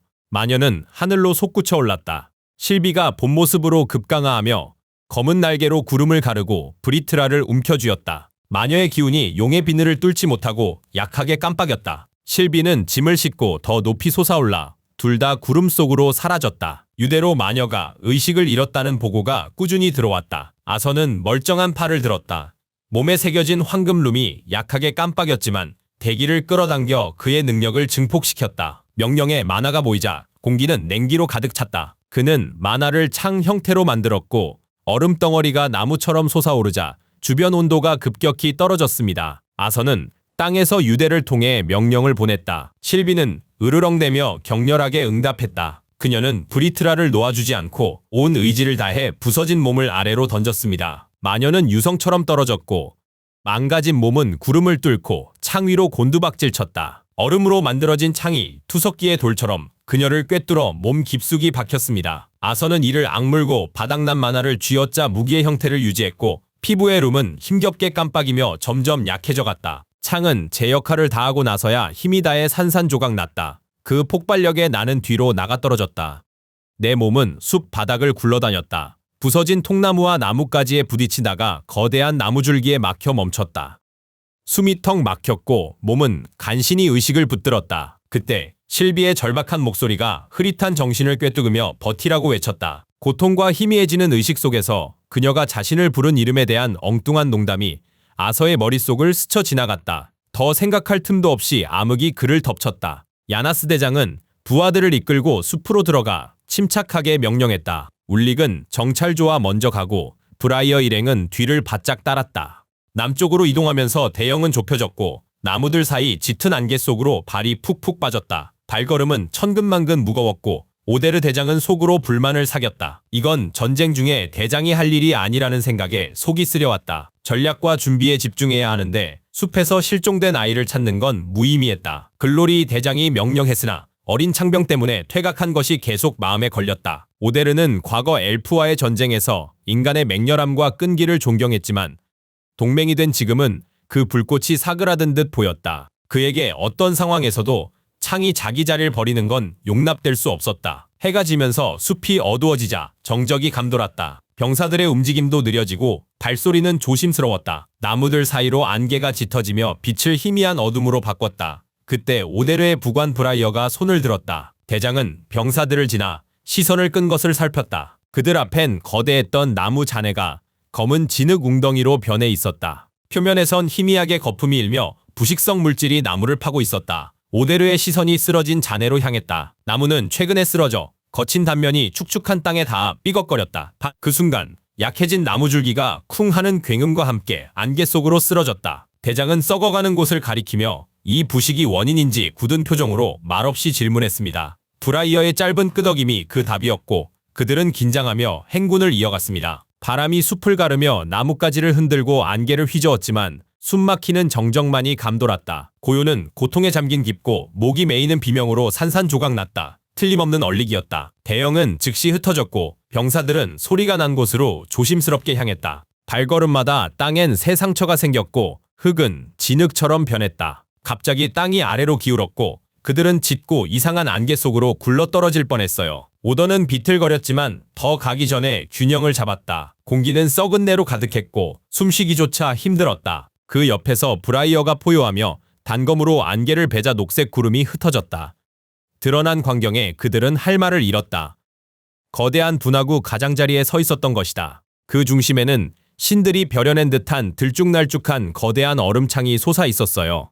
그 창에 인프 같은 기괴한 생명체가 미동도 없이 꿰뚫려 있었다. 시체에서 탁한 산성액이 흘러 바닥을 녹이며 치익 소리를 냈다. 상처에서 유독한 증기가 계속 흘러나와 숲을 삼킨 녹색 안개를 짙게 했다. 악마는 죽었지만 남긴 공포가 공기를 오염시켰다.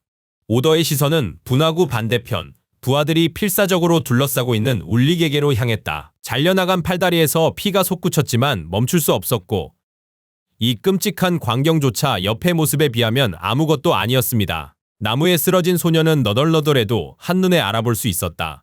오더 대장은 그 모습을 보며 희열에 휩싸였다. 소년이 창에 꿰뚫린 괴물을 싸워 죽였다는 건가? 울릭은 도착하자마자 이미 망가진 채 쓰러져 있었다. 아서 레위는 승리 대가로 목숨을 잃었을 수도 있다. 만약 창이 이곳에서 쓰러졌고 오더가 그 증거를 가져간다면 얼마나 큰 보상을 받을까. 야망이 커지자 스톰 크로우를 쥔 손에 힘이 풀렸다. 그는 장군의 시신을 수습하라 단호히 명령했다. 브라이어가 손짓하자 부하 한 명이 망설임 없이 분화구로 뛰어들었습니다. 울릭 포함 병사들이 반대했지만 이미 늦은 상황이었다. 부하가 꿰뚫린 악마 옆을 지나는 순간 진실이 드러났다. 생명체 망가진 몸에서 촉수가 튀어나와 병사 발목 낚아챘다. 만화로 보호된 발이 잘려나가자 비명은 충격으로 끊겼다. 그는 분화구 중심으로 속수무책으로 굴러떨어졌다. 팔이 웅덩이에 닿자 산성이 그를 삼켰다. 갑옷과 살점, 뼈가 순식간에 녹아내려 아무것도 남지 않았고 그 끔찍함에 모두 숨죽였다. 병사들은 얼어붙었고 산이 살을 파고드는 소름 끼치는 소리와 오터 뒤에서 궁수 한 명이 격하게 구역질하는 소리만이 정적을 깼다. 분화구 너머에서 고통스러운 울리히의 경고가 들려왔다. 괴물에게 다가가지 않으면 공격 안 할 거라 그가 말했다. 오터는 평정심을 잃었다. 설명하라는 그의 목소리는 분노와 불안감에 휩싸여 공터를 울렸다. 하지만 부하들이 답하기 전 또 다른 목소리가 정적을 깼다. 아서가 움직였다. 그는 가신을 죽였다고 주장했지만 병사들의 죽음은 오터 탓이라며 괴물은 죽어도 방어 능력이 남는다고 설명했습니다. 오터는 무시의 자존심이 상했고 얼굴이 화끈 달아올랐다. 창은 그를 무지한 신병처럼 대했다. 아서가 위험을 인지하지 못했다며 비웃자 오터는 굴욕감이 커졌고 권위를 되찾으려 애쓰며 나아갔습니다. 그는 아서가 임무를 저버린 혐의를 받고 있어 의회 신문을 위해 동행해야 한다고 말했다. 하지만 아서는 미동도 하지 않았다. 그는 다른 할 일이 있다며 요구를 차갑게 묵살했다. 오터의 목소리는 한층 더 굳어졌다. 그는 적 지도자 정보의 즉시 전달을 다시 요구했다. 바로 그때 용이 꿈틀했고 흑요석 같은 눈에서 포식자의 빛이 번뜩였다. 야수가 으르렁거리자 병사들은 일제히 얼어붙었고 송곳니는 한 발자국이라도 더 다가오는 자에게 죽음을 약속했습니다. 의심의 여지없는 우레와 같은 용의 목소리에 대열의 균열이 가기 시작했고 브라이어 자신마저 그 광경에 주춤했다. 공포가 퍼지기 전에 아서가 차분하게 모두를 잠재웠다. 유대를 지지대 삼아 몸을 일으켜 앞으로 나아갔다. 그는 흔들림 없는 시선으로 망설임 없이 걸었다. 오터는 창이 반응 없이 지나가자 본능적으로 길을 비켜주었다. 분화구 아래로 내려간 아서는 촉수가 병사 한 명을 앗아간 곳으로 향했다. 부식성 독이 땅을 지글거리게 했지만 만화가 번뜩이자 산이 발밑에서 얼어붙었다. 그는 침착하게 걸어 꿰뚫린 흉물 앞에 멈췄다. 몸체에서 전투의 상흔이 남은 낡은 청록색 검을 뽑아들었다. 용에게 떠나라 명하는 목소리가 울려 퍼지자 칼은 소리 없이 칼집에 들어갔다. 그의 날카로운 시선은 말없이 오터를 심판하듯 차갑게 향했고 한 가지 지시를 내렸다. 가신의 시신을 의회로 가져가야 하나 그가 직접 할 일은 아니었다. 그의 말엔 부탁이 아닌 권위만 담겼다. 그에겐 다른 중요한 일이 있었다. 그 진실이 오터의 가슴을 짓눌렀다. 그는 고개를 숙이고 무릎을 꿇었다.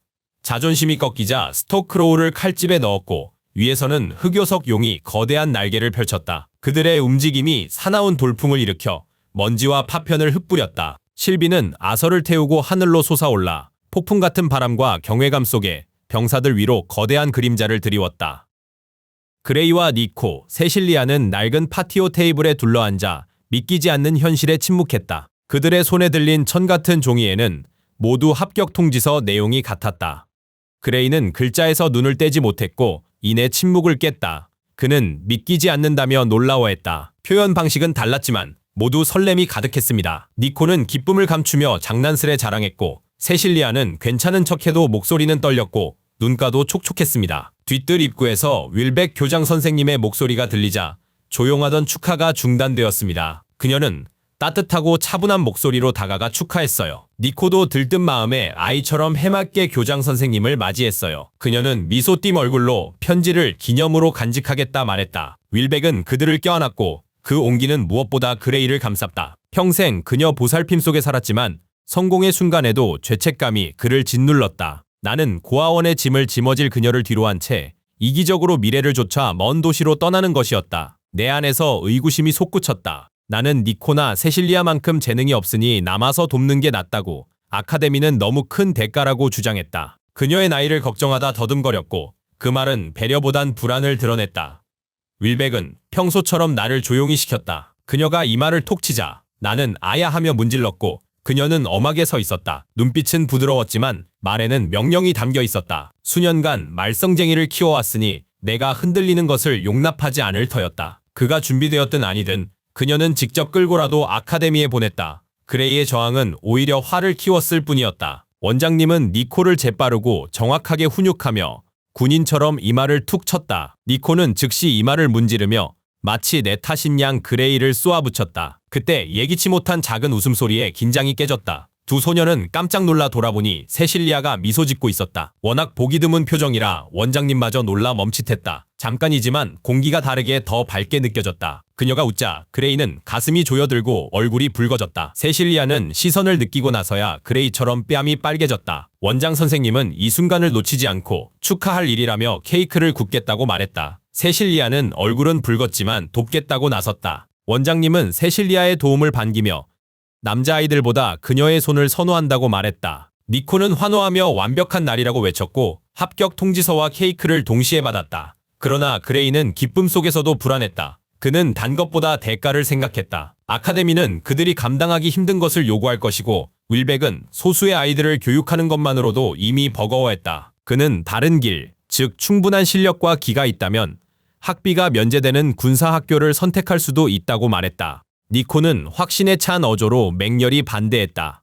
그는 군사학교가 왕들을 위한 병사 공장일 뿐이라며 재능 낭비를 참을 수 없다고 비난했습니다. 그는 잔혹한 훈련, 무수한 위험, 가차없이 벌어지는 실패에 대해 말했다. 니코에게 윌백 교장에게 보답하는 것은 재능을 현명하게 쓰고 지식을 추구하며 교육이 제공하는 미래를 잡는 그 이상의 의미였다. 그레이는 장난스레 비웃으며 그 걱정을 일축했다. 그는 니코가 외로움을 두려워한다고 몰아세우며 그의 말 뒤에 숨은 진짜 두려움은 바로 헤어짐이라고 놀렸다. 니코는 얼굴을 붉히며 짜증스럽게 쏘아붙였지만 결국 그레이는 고마움에 친구를 꼭 껴안았다. 늘 티격태격했지만 둘의 유대는 부정할 수 없었다. 따뜻한 기억은 차가운 현실에 녹아 사라졌다. 실비의 목소리가 아서의 마음에 울려 그를 잠에서 깨웠다. 눈을 뜨자 흰 구름이 선명해지고 뼛속까지 피로가 밀려왔다. 아래로는 세이즈 운하에 반짝이는 물줄기가 카른과 마버시티를 가로질러 서해안으로 뻗어 있었다.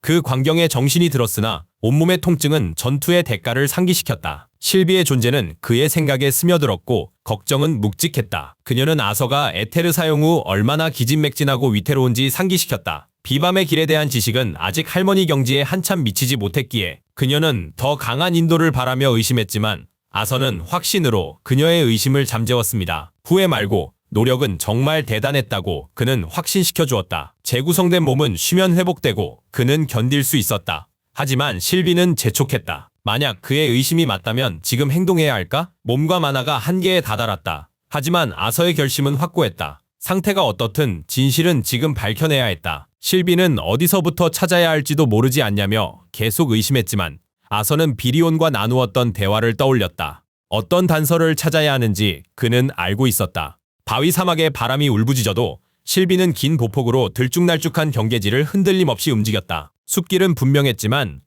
이곳은 모래와 끊임없는 바람 때문에 모든 발자국과 흔적이 사라졌죠. 아서는 지친 감각을 총동원해 희미하게 남은 만화의 잔재를 찾는 고된 임무를 수행해야 했다. 그들은 바람 소리에 묻혀 가파른 경사면을 따라 내려갔다. 그때 발밑에서 희미한 진동과 미세한 울림이 느껴졌다. 실비가 먼저 알아챘고 불안감이 유대로 전해졌다. 아서는 즉시 반응했다. 재빨리 무릎을 꿇고 망토를 젖히자 실비가 굴러떨어졌다. 경사면의 돌벽은 무언가를 숨기고 있었습니다. 드워프가 만든 입구였죠. 아서는 마치 석공처럼 거친 벽에 손바닥을 대고 조심스럽게 움직였다. 덤불이 아래 절반을 가렸고 그가 걷어내자 숨겨진 문이 드러났다. 아서가 문을 살피는 동안 실비는 디자인, 솜씨, 규모를 날카롭게 관찰했어. 아서는 장치를 찾아 몇 분간 모든 굴곡과 틈새를 손가락으로 더듬었어요. 열쇠가 미세해서 만화의 힘만으론 안 될 것 같았죠. 돌로 된 자물쇠의 정확하고 변칙적인 패턴을 연속으로 주입해야만 했어. 아서는 마음을 다잡고 의식을 확장하며 영혼의 심장을 개방하자마자 끔찍한 고통이 몰려왔어. 그 연결은 고통을 안겨줬고 마치 불길이 혈관에 쏟아진 듯 코어가 타들어갔어. 힘이 풀려 무릎 꿇고 주저앉았고 격렬한 기침에 몸이 들썩였어. 실비의 공포가 유대를 타고 밀려왔고 그녀의 걱정이 나를 감쌌어. 그녀는 자제하라 했지만 나는 그 생각을 억눌렀어. 돌과 비밀 뒤에 답이 숨겨져 있는 지금 망설일 여유는 없었지. 실비는 불안한 마음을 감추지 못하고 내가 쉴 수 있도록 임무를 빨리 끝내라며 재촉했어. 내 힘은 거의 바닥났지만 실비의 도움으로 숨겨진 열쇠 구멍에 겨우 닿을 수 있었어. 마지막 남은 흑 속성 만화를 끌어모아 떨리는 손으로 밀어넣었지. 그러자 입자들이 살아 움직이며 내 의지에 이끌려 미세하게 요동쳤지. 힘을 정교하게 조절해서 딱 필요한 만큼만 냈어. 숨겨진 입자들이 희미하게 타올라 흩어졌고 장치를 건드리지 않고도 팔을 자물쇠에 더 깊이 넣을 수 있었어. 돌이 웅웅거리며 반응했고 안쪽에서 딸깍 소리가 났다.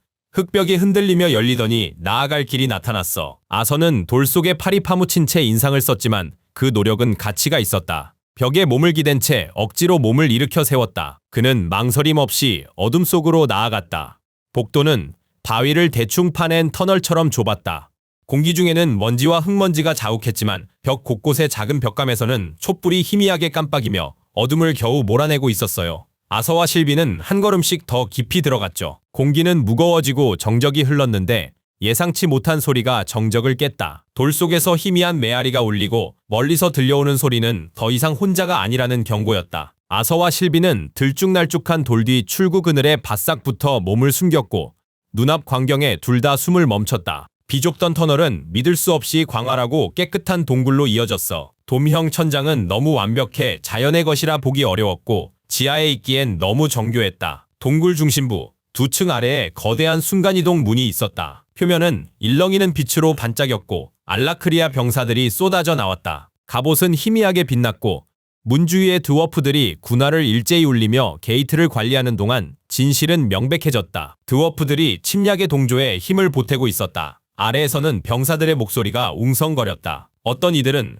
드워프 동맹을 불신하고 고향을 그리워했죠. 나약함을 조롱하며 새 공적을 외치는 이들도 있었다. 그들의 말투는 오만했고 낯선 칭호와 혈통, 위대한 브리트라에 대한 언급이 뒤섞여 있었다. 아서는 이해하려 다가갔고 갑작스러운 움직임에 심장이 철렁했다. 날카로운 눈이 숨어있는 구멍 쪽을 올려다봤다. 나는 즉시 몸을 뒤로 물려 돌에 바싹 붙었고 시선이 지나갈 때까지 숨죽였다. 그때 우렁찬 명령과 거친 목소리가 병사들을 침묵시키고 줄을 세웠다. 권위적인 목소리가 동굴에 울려 퍼지자 병사들은 다시 대형을 갖췄다. 아서의 머릿속이 복잡해졌다. 그들의 언어는 낯선 단어와 칭호로 가득했지만 그 어조와 억양, 말투가 소름 끼치도록 익숙하게 느껴졌다. 대륙이 다른데도 그들의 목소리는 디카텐의 사람들과 닮아 있었다. 실비의 생각이 아서에게 고요하고도 오래된 지식으로 다가왔다. 실비는 알라크리아와 디카텐의 언어가 기묘하게 비슷한 것은 우연이 아니라고 설명했다. 수세기 전 브리트라가 위대한 8대 가문 중 하나일 때 아수라들이 두 대륙의 성장을 이끌고 가속화하려고 사절을 보냈다고 한다. 그들의 개입은 아티팩트 증정 훨씬 이전부터 조용히 필멸자 문명을 형성했다. 아티팩트 증정은 하급 종족 소멸을 막기 위한 마지막 수단이었을 뿐 아서는 이 사실에 괴로워하며 받아들였다. 생존 자체가 신들의 간섭에 달려 있었다는 사실에 등골이 서늘해졌다. 이만하면 충분히 봤다. 이제 물러날 시간이었다. 몸을 돌려 떠나려는데 아래쪽 움직임이 다시 시선을 끌었다. 알라크리아 병사들이 일제히 무릎 꿇고 관문을 향해 머리를 조아렸다. 드워프들의 배신을 알았어도 처음엔 자신감이 있었고 이 전쟁은 이길 수 있다고 믿어져. 하지만 관문에서 그 형체가 나타나자 믿음에 금이 갔습니다. 한 여자가 걸어 나오자 동굴을 압도하는 숨막히는 기운이 뿜어져 나왔다. 우아하게 휜 뿔이 그녀가 필멸자나 마법사를 넘어선 존재임을 드러냈고 그 모습에 아서의 심장은 흔들렸다. 병사들은 그녀를 세리스님이라 부르며 조심스럽고 경건하게 맞이했다. 실리트 사령관의 안부를 묻자 그가 사판 북부 해안에서 공격을 개시할 준비를 마쳤다는 보고가 즉시 들어왔다. 그녀는 짧고 단호하게 즉시 출발할 것이라고 답했다. 세리스가 지나갈 때 한 병사가 감히 다시 새로운 낫에 대해 물었다. 그녀는 무관심하게 내려다보며 차분히 답했다. 낮은 아직 멜즈리와 비에사가 다듬는 중이었고 아서는 그녀를 마지막으로 힐끗 보았다. 그 순간 세리스의 고개가 미세하게 기울며 동굴 안을 훑었고 찰나에 그들의 시선이 마주쳤다. 그녀의 차가운 시선이 어둠을 꿰뚫고 날카롭게 나를 꿰뚫었다. 더는 숨을 곳이 없었다. 두려움에 팽팽했던 그 순간은 그렇게 지나갔다. 그녀는 망설임 없이 돌아서서 태연하게 계단을 올라갔다. 그녀가 동굴에서 완전히 사라지고 나서야 숨통이 트였다.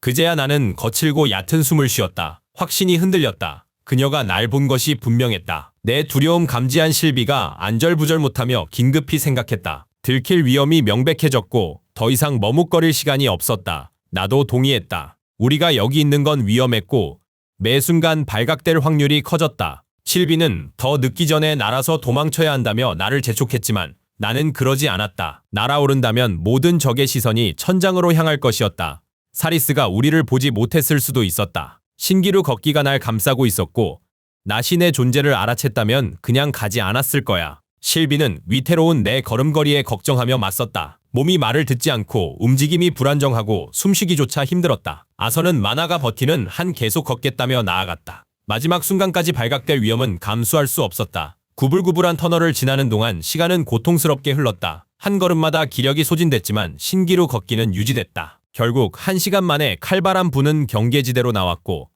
그제야 실비는 날개를 펼쳤다. 그녀는 힘찬 날갯짓으로 그들을 하늘로 띄워 부유성으로 데려갔다. 저 멀리 성 안에선 소녀가 순간이동 게이트 옆에 홀로 서 있었다. 엘리는 그 가장자리에 작게 서 있었다. 주변에선 군인과 의무병들이 분주하게 움직였다. 오터 대장이 그녀를 발견하고 도착한 병사들을 퉁명스럽게 상기시켰다. 소중한 사람을 기다린다면 치료사들을 위해 자리를 비켜야 했다. 엘리는 그의 말에도 움츠러들지 않고 누구에게도 방해되지 않겠다고 차분하게 답했다. 그녀는 오빠를 기다리고 있었다. 오터가 누구냐 묻자 그녀는 뒤돌아보며 흔들림 없는 단호한 목소리로 그의 이름을 말했다. 아서 레인. 오터 대장은 엘리가 아서와 닮은 모습에 놀라움을 감추지 못하며 그녀를 자세히 살펴봤고 다시 한번 안에서 기다리라고 단호하게 말했습니다. 레윈의 동생이 맞다면 문에서 물러나야 할 이유가 더 분명했어요. 모인 의무병들에겐 각자 임무가 있었으니까요. 엘리는 오빠와 같이 있었는지 물었지만 오터는 그 질문을 무시했습니다. 막 몸을 돌려 떠나려던 순간 거대한 부와 부딪혔다. 그는 믿을 수 없다는 듯 소리치며 동생도 있냐고 짜증 섞인 중얼거렸습니다. 엘리의 웃음소리가 시원하게 울려 퍼졌습니다. 오터는 인내심이 바닥나 레윈 가문이 존중심이 없다며 짜증을 부렸습니다. 엘리는 놀랍도록 정확히 그의 말을 흉내내며 장난스럽게 되받아쳤습니다. 부도 옆에서 만족스럽게 으르렁거렸고 둘은 함께 웃었죠. 대장은 욕을 중얼거리며 가버렸고 실내 분위기는 바뀌었어요. 복도에 평소보다 많은 의무병이 줄 서 있었어요. 부의 조용한 울음소리가 엘리의 불안감을 더했지만 그녀는 개의치 않았어요. 아서는 늘 강하고 고집스러웠으니까요. 어떤 위험이 닥쳐도 그는 멀쩡히 돌아왔고 그녀는 그 믿음을 굳게 지켰죠. 그때 하늘이 찢어질 듯한 포효가 귀청을 찢으며 울려 퍼졌습니다. 실비가 흑요석 비늘을 빛내며 천둥 같은 소리와 함께 공중성에 내려앉았습니다. 병사들은 경외감에 휩싸여 움직임을 멈췄습니다. 용의 그림자에 비행 탈 것들이 흩어졌습니다. 아서는 무릎 꿇고 쓰러졌고 너덜해진 몸은 버티지 못했습니다. 그 모습은 엘리에게 비수처럼 꽂혔습니다. 그녀는 오빠에 대한 공포에 떨며 소리쳤습니다. 의무병들이 달려와 그를 알아보고는 눈이 커졌습니다. 그 초라한 남자가 새로 임명된 랜스 아서 레윈이라는 소문이 퍼졌죠. 어떤 이들은 오터 대장이 위독한 환자 받을 준비를 안 시켰다며 혼란스러워했습니다. 그들의 의문이 커지기 전 실비의 포효가 홀을 갈랐습니다. 그녀는 좌절감에 차 공기를 뒤흔들며 정확하게 보고했습니다. 아서의 만화 핵은 텅 비었고 의식을 잃은 지 이미 몇 분이 지났습니다. 그의 다리는 쓸모없었고 몸은 부식 마법이 파고든 화상으로 얼룩져 있었죠. 엘리는 용에게 몸을 돌리자 숨이 멎었고 믿을 수 없다는 듯이 말했습니다. 오빠의 권속 실비가 말을 걸었지만 그녀의 날카로운 명령에 경외할 시간은 없었습니다. 의무병들은 즉시 아서의 만화 핵을 안정시켜야 했고 살려면 수혈이 필수적이었습니다. 엘리의 긴박함도 실비와 같았죠. 그녀는 의무병들에게 용의 말대로 더 빨리 움직이라 재촉했어요. 실비가 고개를 끄덕이자 엘리를 향한 날카로운 시선이 부드러워졌다. 둘 사이에 조용한 이해의 순간이 흘렀다. 의무병들은 아서를 들 것에 실어 의무실로 재빨리 옮겼다. 며칠이 흐릿하게 지나갔다. 부는 거대한 수호신처럼 조용히 서 있었고 엘리는 지쳐 있었지만 아서 곁을 떠나려 하지 않았습니다. 마침내 아서가 깨어나자 의사는 그들이 늘 곁에 있었다고 부드럽게 말했다. 아서는 눈을 간신히 뜨고 얼마나 기절했는지 쉰 목소리로 물었습니다. 이틀이라는 대답은 그에게 큰 충격이었습니다. 충격으로 벌떡 일어섰지만 약해진 폐에 무리가 갔다. 격렬히 기침하며 몸을 웅크렸다. 한 의무병이 달려와 그를 다시 눕히려 했습니다. 그는 자신을 이 부유성의 의료 책임자인 멘델 의사라고 소개했다. 목소리는 딱딱했지만 걱정이 묻어났다. 멘델은 아서가 즉시 수술을 해야 하지만 본인인 랜스의 동의가 필요하다고 설명했다. 그러나 아서의 생각은 다른 곳에 있었다. 그는 비리온 사령관의 행방을 먼저 물었고 멘델은 미안한 듯 고개 숙여 답했다. 비리온은 오터, 글로리 대위, 아야 장군과 자리를 비웠다. 아서의 맥박은 빨라졌다. 남부 국경이 그들을 다시 불렀을 것이다. 알라크리아 소대나 최악의 경우 사이즈와 마주치면 결과는 끔찍할 것이다.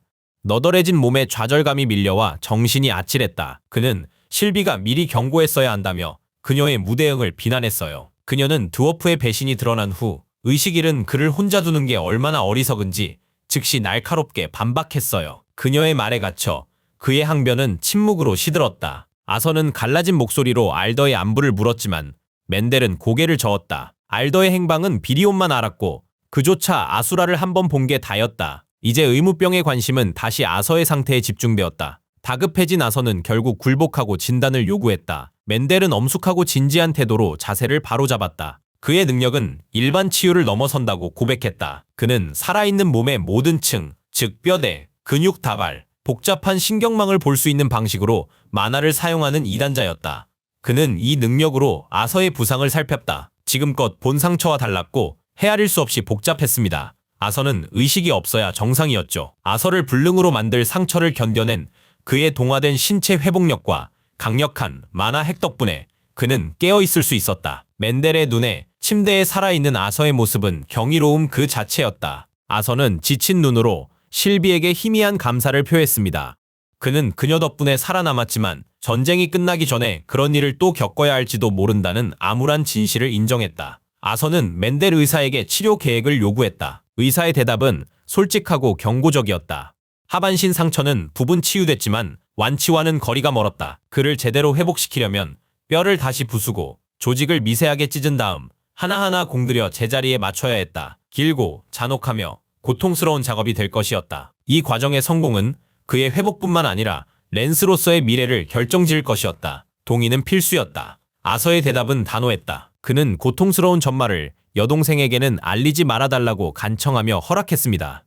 멘델은 고개를 끄덕였습니다. 비리오는 아서의 상태를 듣고 새 종족의 마법사들을 모두 소집해 그를 회복시키기 위해 모든 조치를 취했다고 설명했습니다. 의무병 명령에 젊은 엘프 마법사가 나섰어요. 아서에게 다가가는 그녀는 조용하고 우아했습니다. 그녀는 그에게 희미한 미소를 지어 보인 후 가느다란 손을 그의 이마에 댔습니다. 그녀의 손길은 깃털처럼 가볍고 부드러웠습니다. 아선은 그녀의 보살핌에 몸을 온전히 맡겼습니다. 손가락 끝에서 진정 에너지 파동이 흘러나와 두개골을 거쳐 온몸의 아픈 세포까지 퍼져나갔다. 그 감각은 담요처럼 퍼져 그를 어둠으로 이끌었다. 시야가 흐려지고 감각이 무뎌지더니 마침내 고통과 피로의 무게가 사라지고 정적만이 남았다.